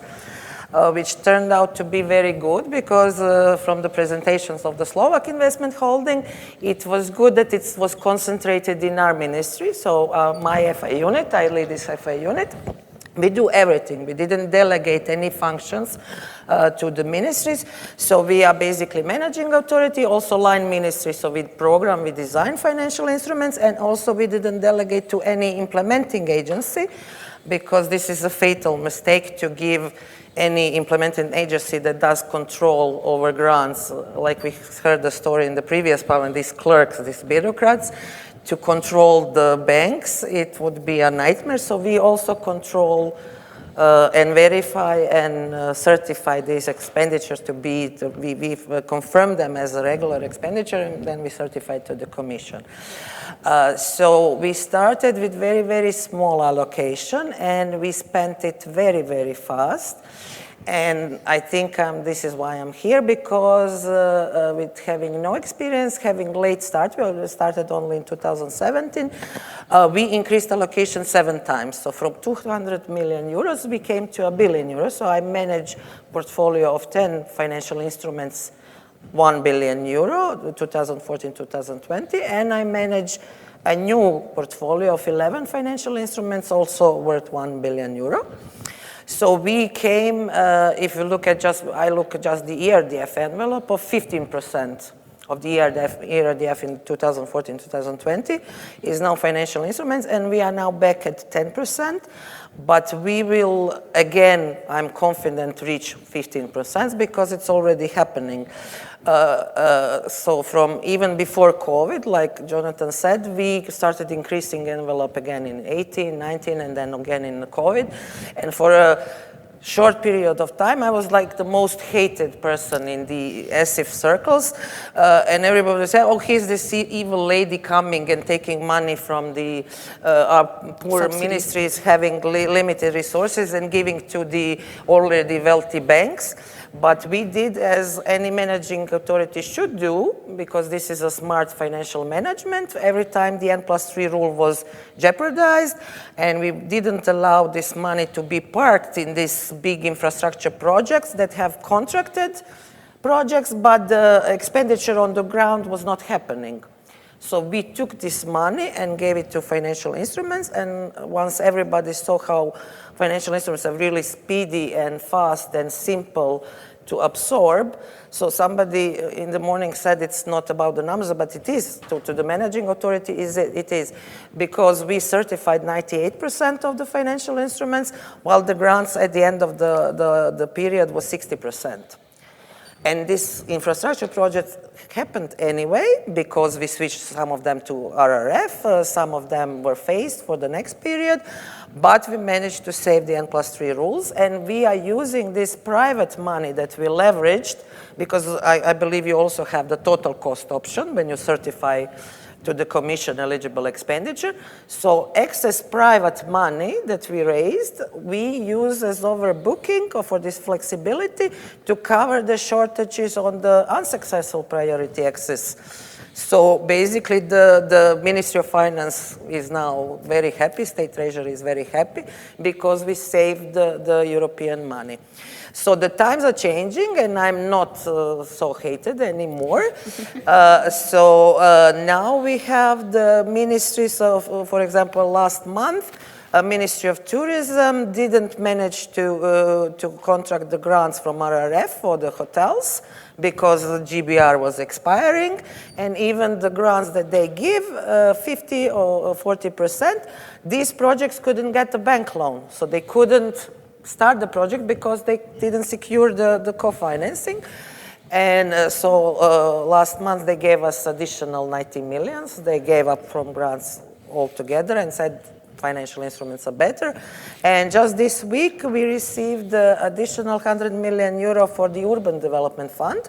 So even the municipalities that we explained in the programming why the financial instruments are better for them are calling my Minister of Regional Development and saying that they are afraid that the money will be spent before they actually get construction permits and be ready, and they are calling all the time, all the mayors, increase the money, because they are afraid when they apply in 1 year, when they finish all these land issues, that the money will be gone. So we received additional 100 million euros.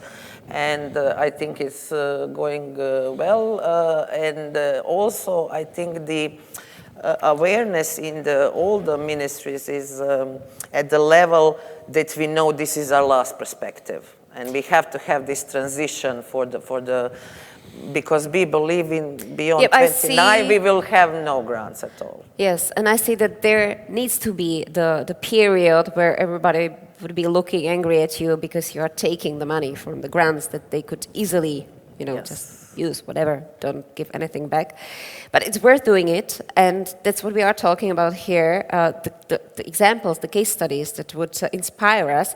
And that's what I want to ask about to Miloš Ježko.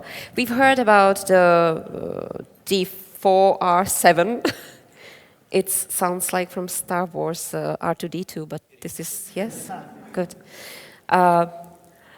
What was your part, or like what was your role in the project, and what could we learn from it for other cases?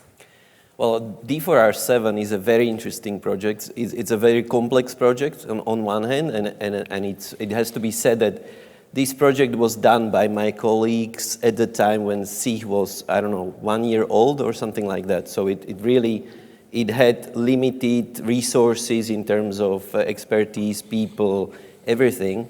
But still, at that time, SIH was able to do such a project, such a complex transaction. I mean, it's a financing of PPP. And PPP by nature is a very complex transaction, very difficult one that is being prepared for a long time. There are lots of parties that need to communicate and agree. There are financing banks that provide senior debt. There are consortium members that are bidding for the project. There is government advisors and everybody. And what SIH did was that it luckily and smartly got involved in discussions with the key stakeholders at the government and also at EIB, who it was strongly believed that EIB would be the main financing bank, the main bank providing the senior financing, and we're thinking about ways how to make the project more efficient, even more efficient PPP than it would be normally. So they came up with a structure where basically the state agreed that it would provide through its resources, through SIH, quasi-equity for any consortium members or for any consortium that would win the project. It would provide, let's say, 30% of the equity basically of that consortium.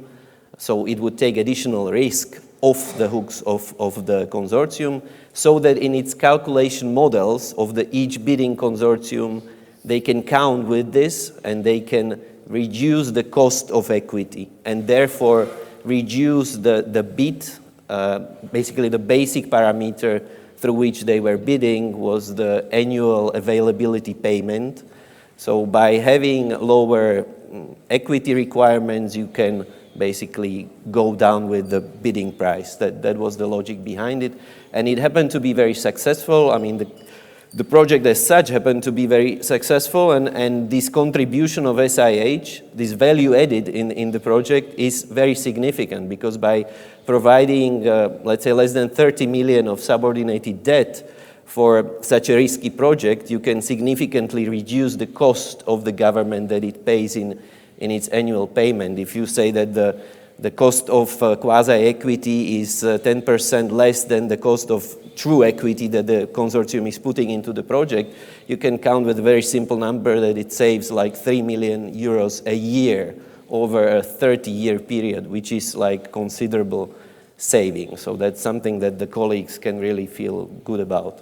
So that was a very interesting transaction. We like to say about the projects that, I mean, if financial instruments need to be simple, quickly executed, everything, that's very true, and it should be like that, especially if done through financial intermediaries like banks and everything. But financial instruments can be used also for very attractive, complex, difficult projects.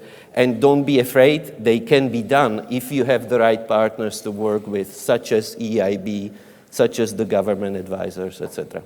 Thank you. Yeah, we are going to talk here about the positive examples to get inspired by. But we have Ondřej Ptáček, who worked with financial instruments his whole career. So almost. Almost. Okay. But why do you think in the Czech Republic or in Czechia it is still in a position of an unwanted child? I have to say that I was really surprised that at the start of this, let's say, still new programming period, 2021-2027, there was no shift in the chart that was shown here in the morning, meaning that we are still lagging behind the rest of Europe in terms even of more probably using, than before. Yes, that it's unfortunately less financial instruments being used now.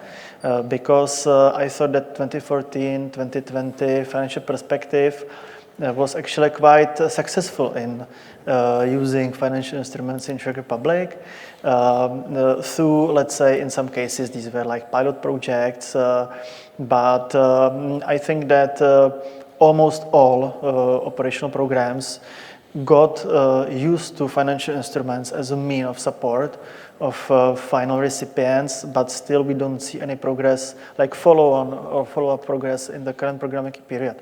I think one of the reasons is that there are like a lot of different sources of funding coming from EU in compared to the previous perspectives, because today we are talking mainly about European structural and investment funds, where definitely the allocation is somewhat lower than what we were used to in the previous program period. On the other hand, of course, there are new facilities like RRF, we have the Modernization Fund, Just Transition Mechanism. So I think that the landscape has changed, and I think that maybe that's one of the reasons that some of the managing authorities, specifically with ISIF, with the operational programs, they are maybe considering that when they have a lower allocation, they would stick back to the grants rather than the financial instruments. In this regard, and it was also mentioned in the morning, I think that's a pity that we didn't use that many financial instruments within the National Recovery Plan, which is backed by a loan taken on by the European Commission. So in that case, it would be maybe more logical even to use more financial instruments, but we don't see that so far. I think that what we need, and it was presented both by Slovak and Croatian colleagues here, is that we need like to have a top-down look. I think we need some centralized ex-ante assessment of the financial instruments, because as these assessments are, let's say, scattered among different authorities, some of them may be more in favor of financial instruments, some of them maybe not, and of course this to a certain extent like can influence the results of the analysis. I think that in case we had ex-ante analysis done central, like we saw it in Slovakia, then I think it would be also more let's say, more easy for National Development Bank or EIB to understand the whole landscape and be able to make long-term plans in regarding financial instruments, also with probably cooperation. even more understandable or More predictable for the users. Indeed.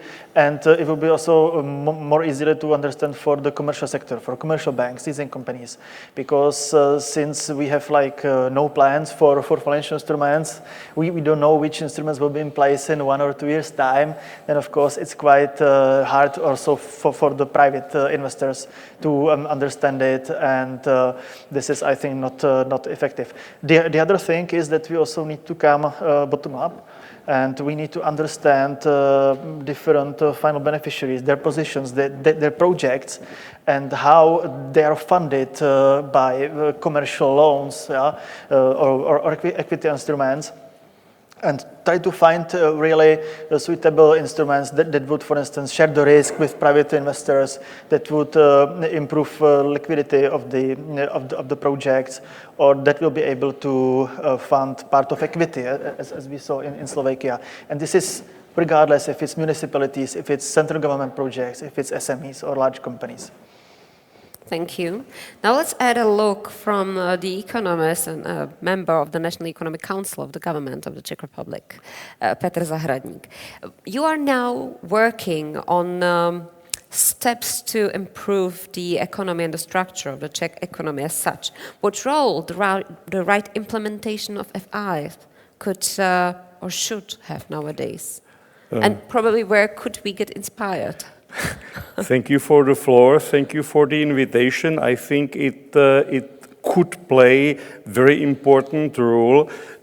You already mentioned that there are currently on the table something like 37 proposals how to accelerate and from the growth point of view, let's say, recover the Czech economy for our foreign guests. Is possible to say that our economy is currently in the phase of not very, I would say, prosperous development.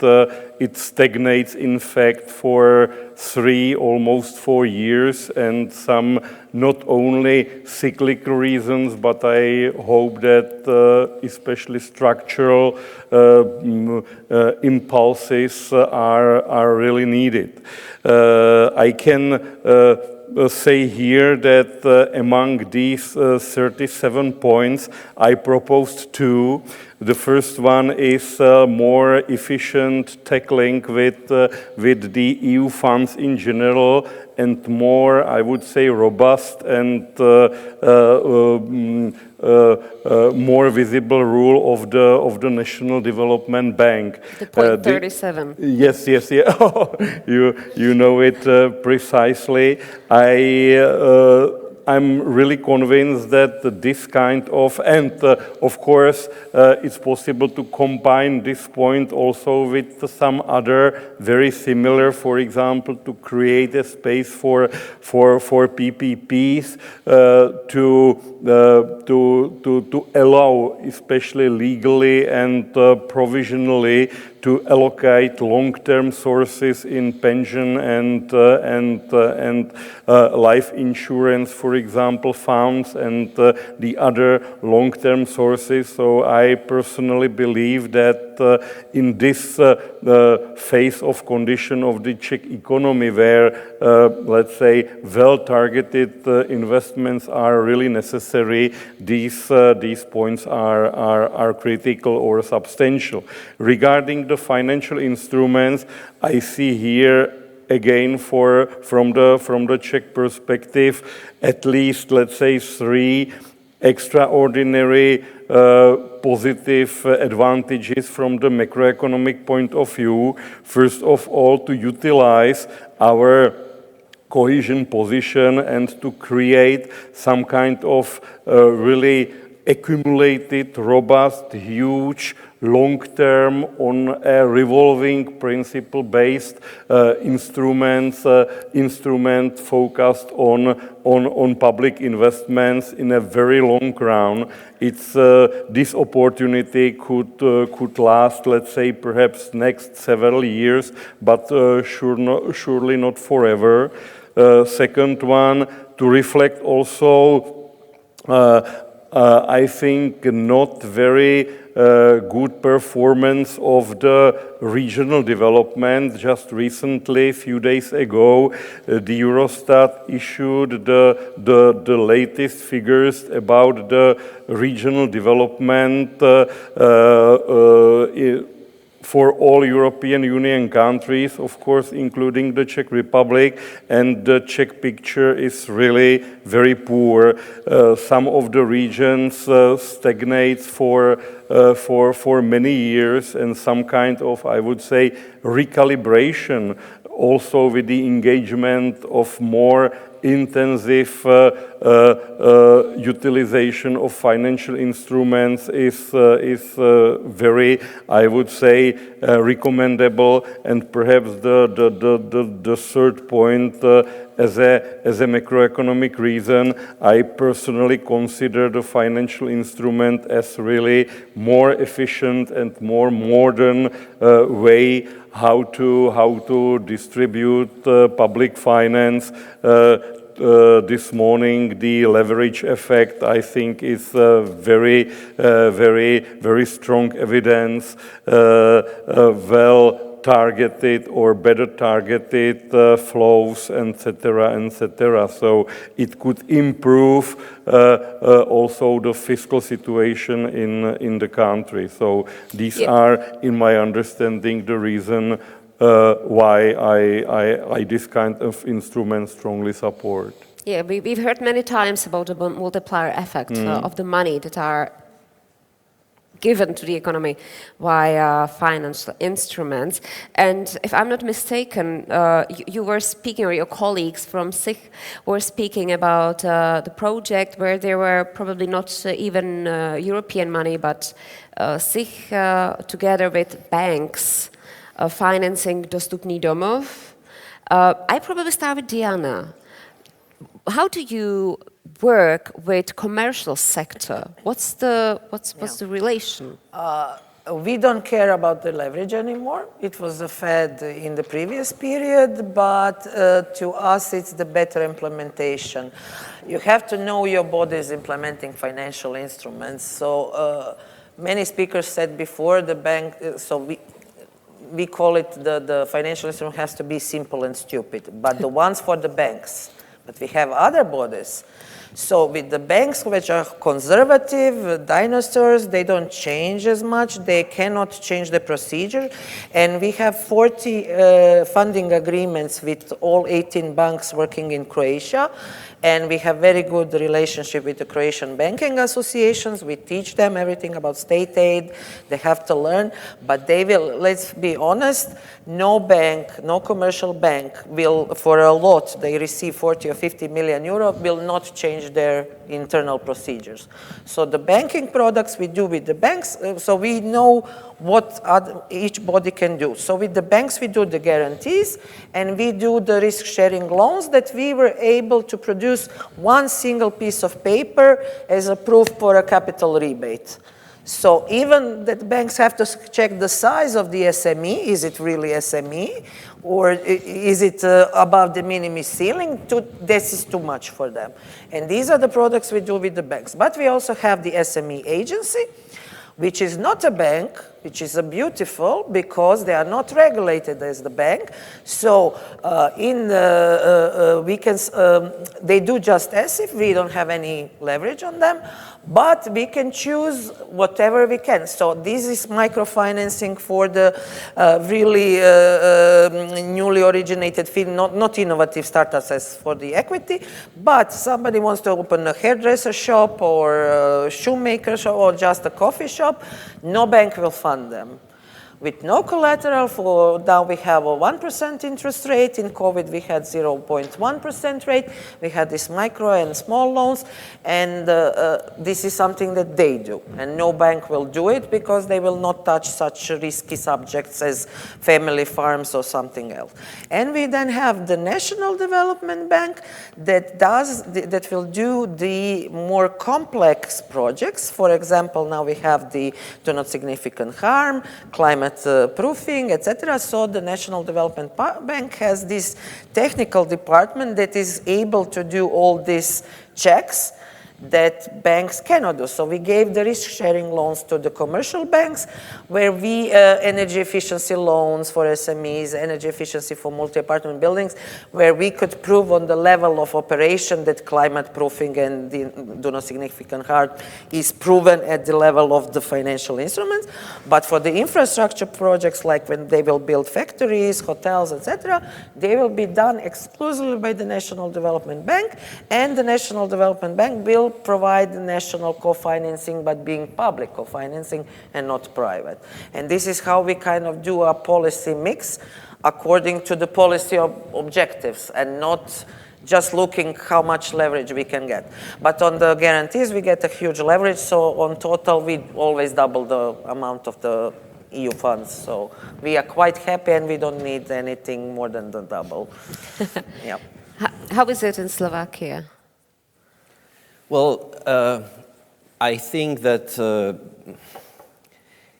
we always tend to focus on the projects that bring the highest value added. Basically, that should be the idea. I mean, we have, as a country, we have scarce resources.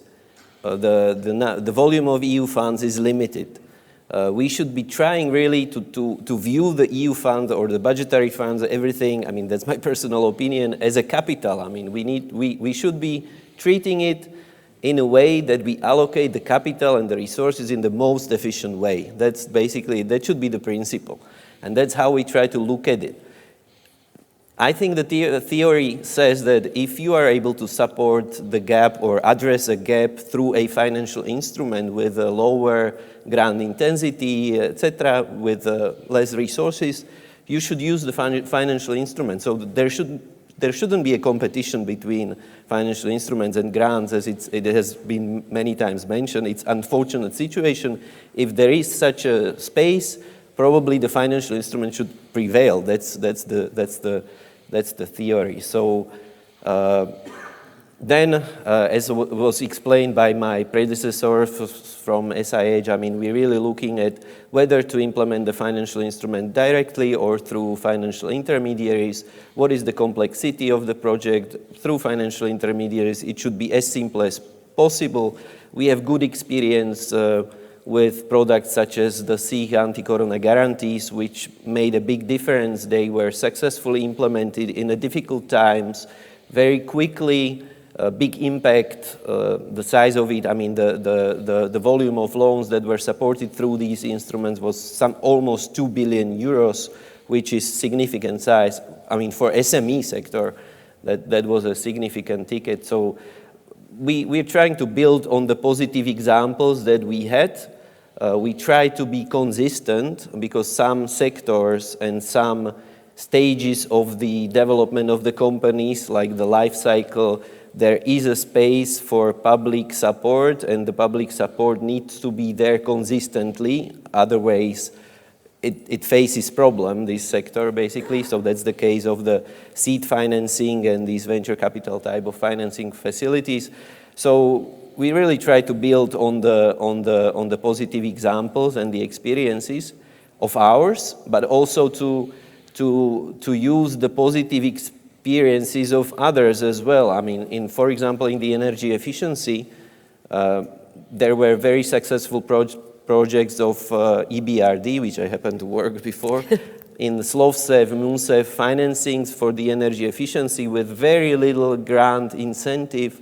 They achieved very good results, so why don't we replicate it? Why don't we even fine-tune it? Because, for example, in Slovsev, EBRD was providing funding to the banks, which isn't really a problem for the Slovak banks, at least, the funding.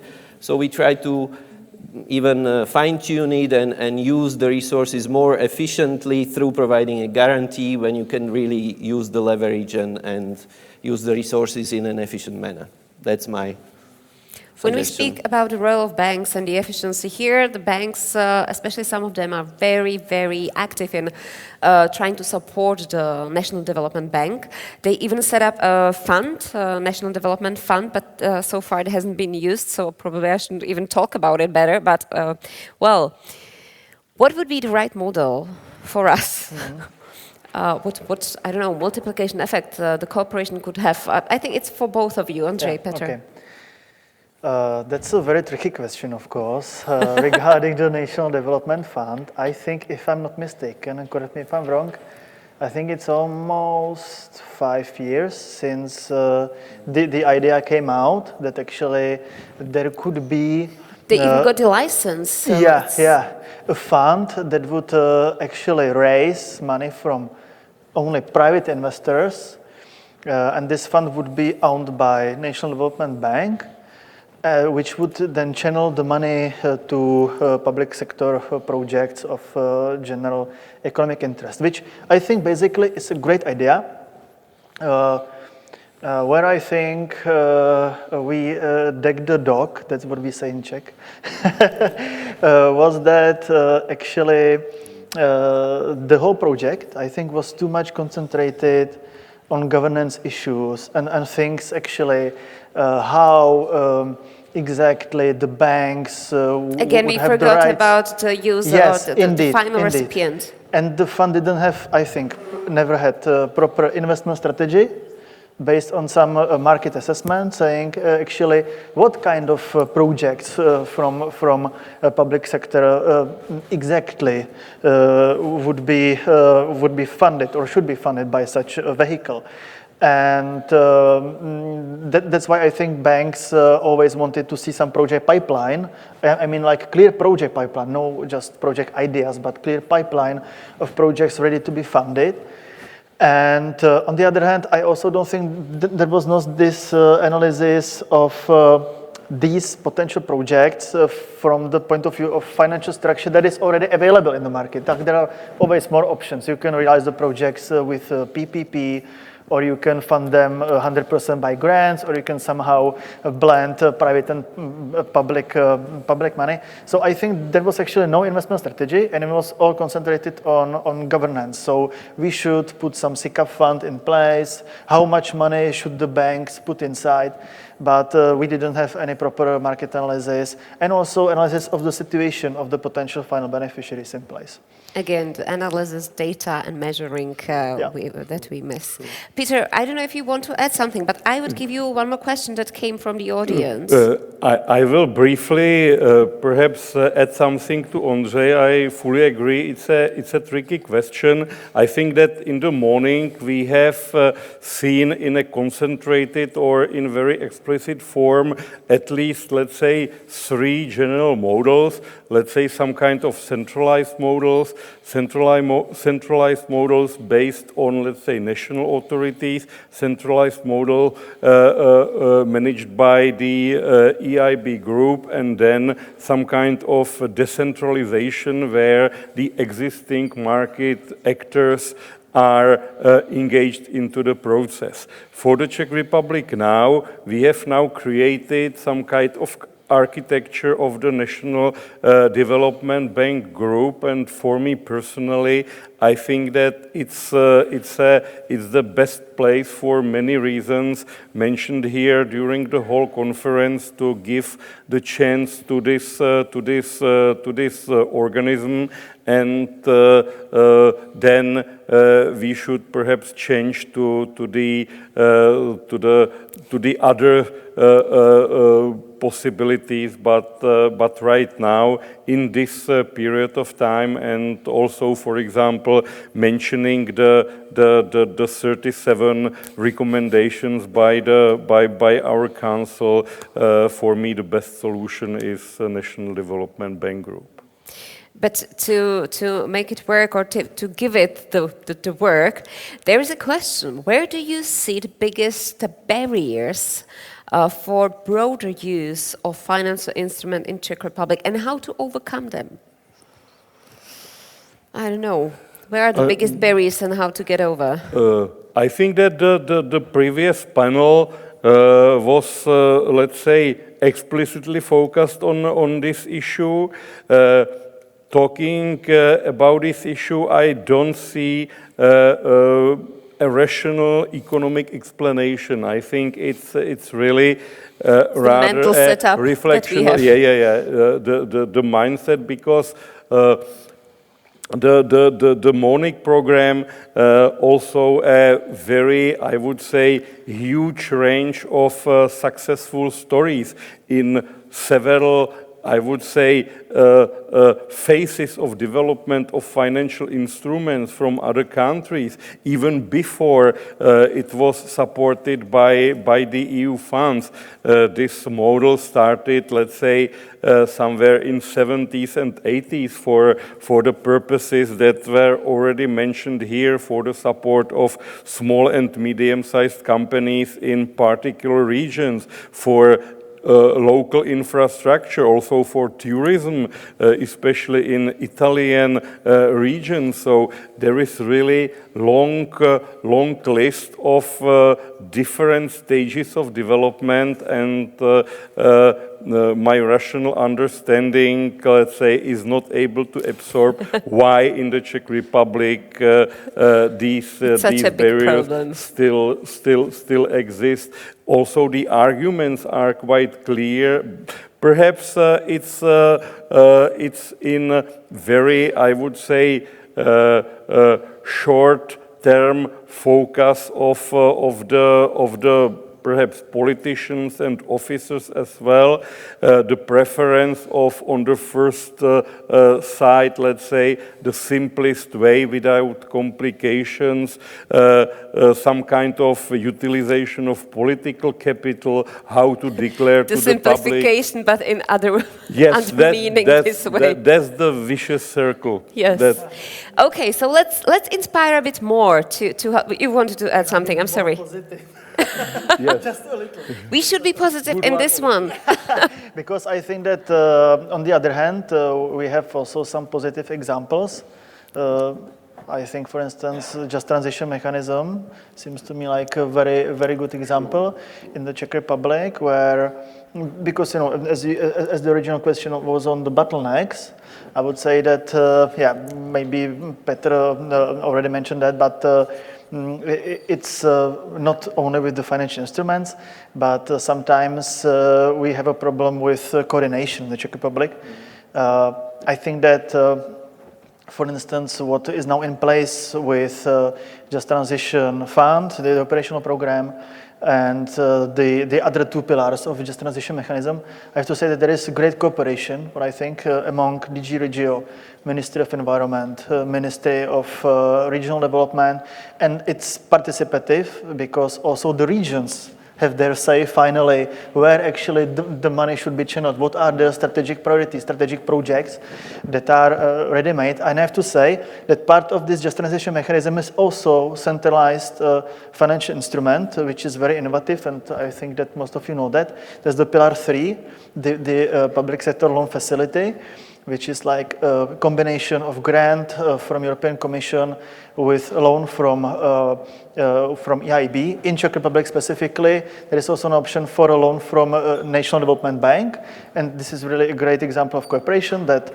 smaller loans are being done by National Development Bank, whereas larger projects are being managed by EIB, and I think it really works smoothly. It's only for municipalities, for regions, who we maybe think that they typically take on only grants, but in this case, they are really keen on participating, because there is at least a small portion of grant, as you said, that sometimes it's enough. Actually, you don't have to have 70-80% grant to actually fund the project. So this is, I think, an example of a very good, let's say, signal that times are maybe changing.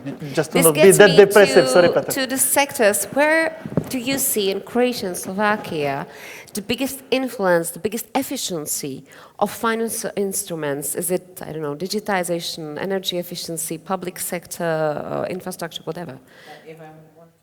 I just wanted to, I cannot presume to know anything about the Czech experience and what are the obstacles, but my advice is, because I was hearing all morning about ex-ante analysis, and the Commission knows this is a pro forma. I mean, you will never have perfect study, and because you have these limited resources in the programs, And the funding gap for SMEs, for energy and efficiency, for infrastructure, for everything is bigger than the amount of money you have. So even if you put the whole program into financial instruments, it's like you don't need ex-ante assessment to prove that you have the funding gap. So don't bother about the ex-ante analysis. We changed ours 9 times. We changed the program 14 times because as soon as you finish, maybe it's perfect, but as soon as you finish, the market has changed. So just start with the pilot instruments, and the demand on the ground will tell you, do you increase the envelope, do you adjust the financial instruments, do you change it, do you stop it, do you continue it? So don't worry about these studies and formalities. And I was even shocked that somebody, I think Martin, had the laws on financial. I mean, we don't have any of this, we just do. And not think too much. You do, you try, you see what is wrong, and then you change it. Our biggest advantage, what we will continue with all of that we did. We will give a capital rebate, depending how much kilowatts do you save. We will have the digitalization risk-sharing loans that how many robot arms you implement in your factory. That's like for each digital solution you will get 10% of the capital rebate. We will also have the new Bauhaus instrument. This is what the municipalities are crazy about. So no, they are really, what we did, it's a constant awareness raising.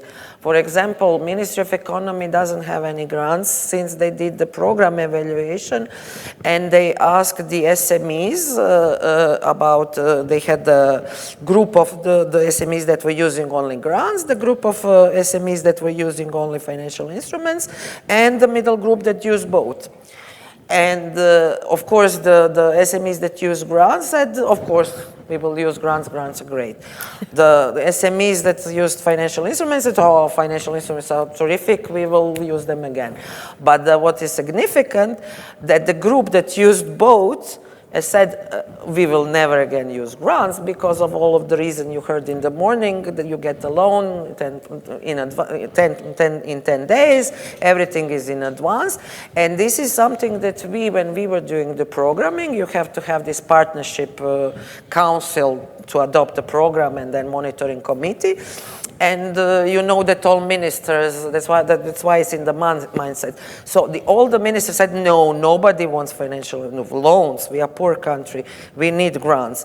And when we presented to all these regional and local stakeholders that they will get money in advance, that you don't have to take an expensive bridge financing loan to finalize your project, then wait 1 year for an implementing agency to check your public procurement to see maybe you will get 50 or 60%, and no auditors can come to you because we deal with audits and we deal with the controls. And then we had, like you have in the slide, we had the vote, and only when all the municipalities voted, yes, we want this financial instrument, then the minister had to retract and say, okay, we will give you the money for this urban development fund, for the new Bauhaus, and everything like that. So it's more like you have to create the interest from the ground, and then when you tell them you will get up to 50% of the loan written off, and you receive the hidden grant inside, and you will not have all these complications that comes with the grants. Waiting 1 year to see did you receive the grant, and then waiting 1 year to get the money. So the atmosphere is changing, and basically everybody wants financial instruments and nobody wants to. So grants will stay for roads, railroads. So you say once you try it, you never again want. Yeah. Okay. We are running out of time, but I would like Kamila Šiško to react as well. Well, basically, the biggest need I see has to do with the experience we already have. So that's what's the biggest need is the access to finance of SMEs, basically, to bank finance. That's one thing. The other is the startup stage of the technology companies or the venture capital stage. Also because of the fact that in Slovakia, the capital market is very underdeveloped, even in comparison to any neighboring country. The lack of funds investing into the sector, etc. So the role of SIH is very significant, and it's important that we continue to do that. And just very quickly, I think the biggest differentiation in the next programming period I see in the segment of energy efficiency. I think this is the segment where we can make a big difference, because the way it works now, Slovakia is not meeting the targets, it's not reconstructing the public buildings in a speed that is necessary. And as such, the society is not achieving the savings, basically. So we are not efficiently investing into the projects that bring the biggest savings first. I mean, that should be what we should be trying to do. And the financial instruments in this segment will do exactly that. That's my opinion. Thank you. I could see that Peter was nodding in accordance, in agreement with that. So what I've heard here, the energy efficiency saving is one of the main sphere to use financial instruments properly. So thank you very much. Thank you to Diana Beziak, Miloš Ježko, Ondřej Ptáček, as well as Petr Zahradník. Thank you very much.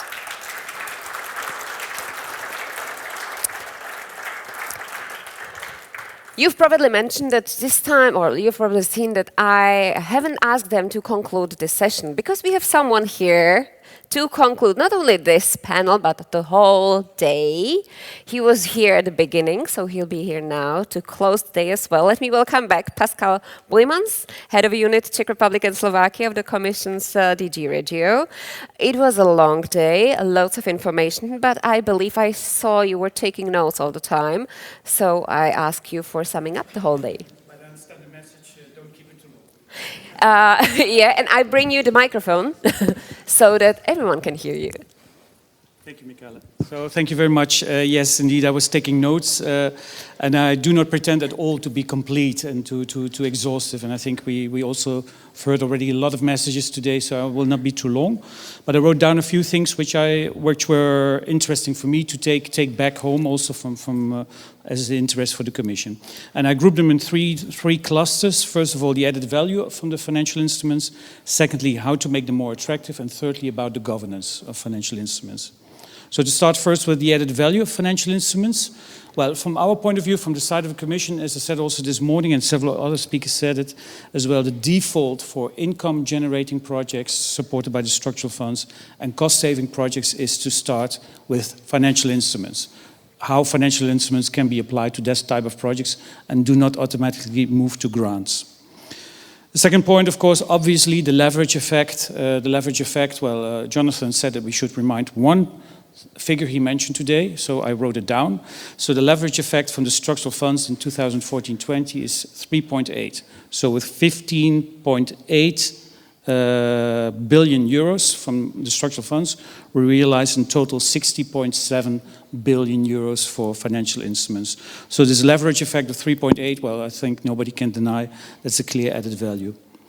On the new option to combine grants with financial instruments, this is especially interesting if we want to reach out with financial instruments, especially to those groups and final recipients which we normally would not reach with financial instruments alone. So the combination is especially good to reach out to unexplored groups of target groups and financial recipients. And I wrote down as a last point, but it was a little bit undermined by you, by your comment on the importance of having a solid ex-ante assessment to identify the market failures. But I understand you still agree that it's important to have one, but at a certain moment you need to stop and act together and invest, and not to constantly update. But the importance of a solid ex-ante assessment remains important. And it's important not only to look into the classic areas of financial instruments, support to small and medium-sized enterprises, but also to energy saving, of course, but also in other areas where you might not think so directly about financial instruments. And we heard today, for example, a few times about social housing. Well, second category, how to make them more attractive. Well, also one clear message, if we have areas where financial instruments compete with grants, forget about it. There's no sense in trying to promote financial instruments when you have in parallel grants offering the same type of support. So really identified in the areas where you should intervene. Make them as business friendly as possible. That's what we heard from the two entrepreneurs in the panel. And that is very helpful, for example, to have them run by financial intermediaries like banks. They understand, they speak the same language as entrepreneurs instead of, well, they mentioned clerks, but well, let's say public administrations who do not have the same, of course, context as entrepreneurs.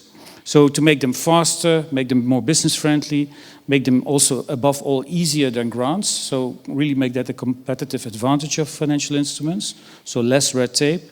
And they need to be also cheap. Cheap for, from the point of view of managing the funds, not only for the financial recipients, but also for the intermediaries, like the banks. So no complicated IT systems, but really straightforward, simple, fast, and easy.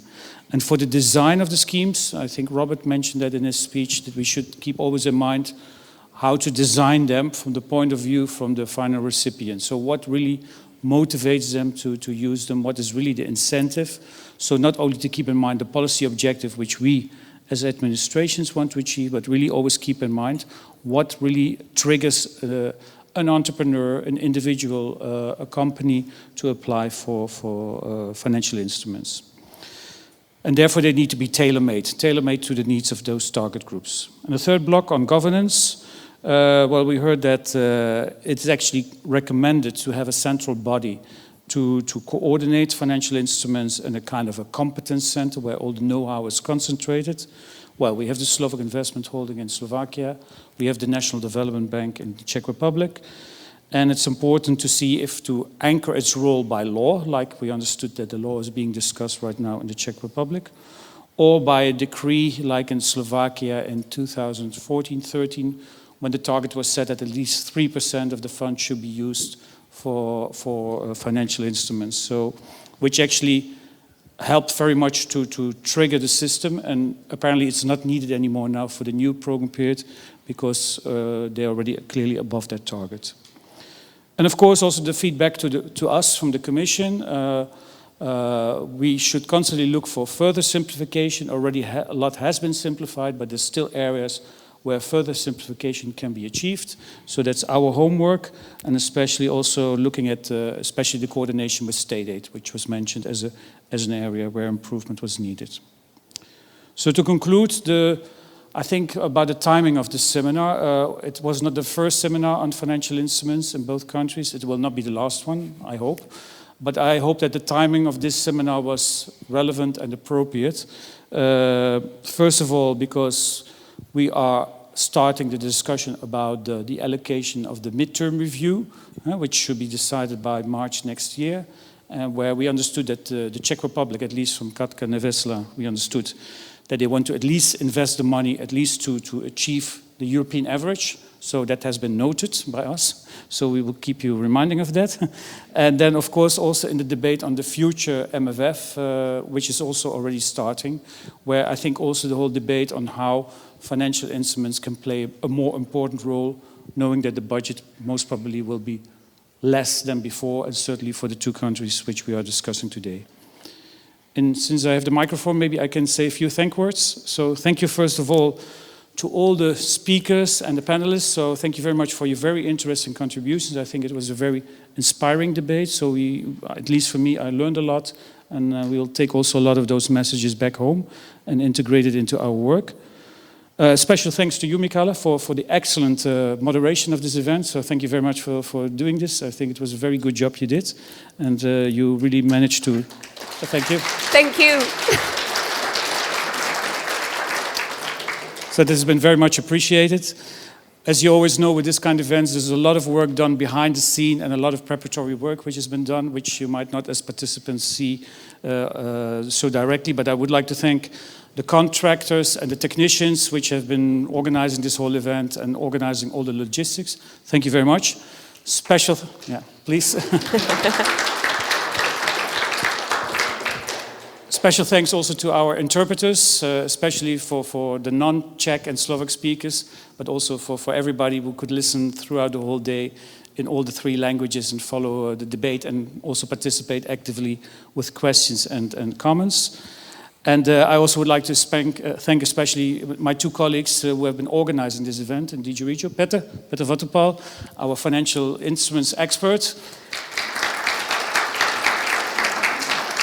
and Natalia Pausheva, our trainee, who has been doing also a lot of work for the organization of this event. Thank you very much. As already said before, the documents will be shared with all the participants, and we certainly, as I said before, we hope that this was not the last debate on financial instruments, and we hope that the next time when we are back discussing this topic, we will see a further improvement in both countries in this area.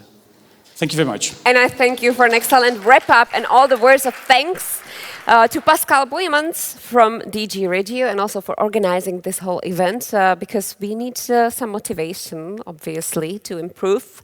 And I believe that we gave some motivation this time. So this was the official part of the conference, which means we still have an unofficial part to be part of, which will mean that you have a chance to talk to some of our speakers more personally, have a nice glass of wine, probably, with that, and enjoy the rest of the day. I thank you for being here, thank you for being interested in the topic, and I wish you all the best. Thank you.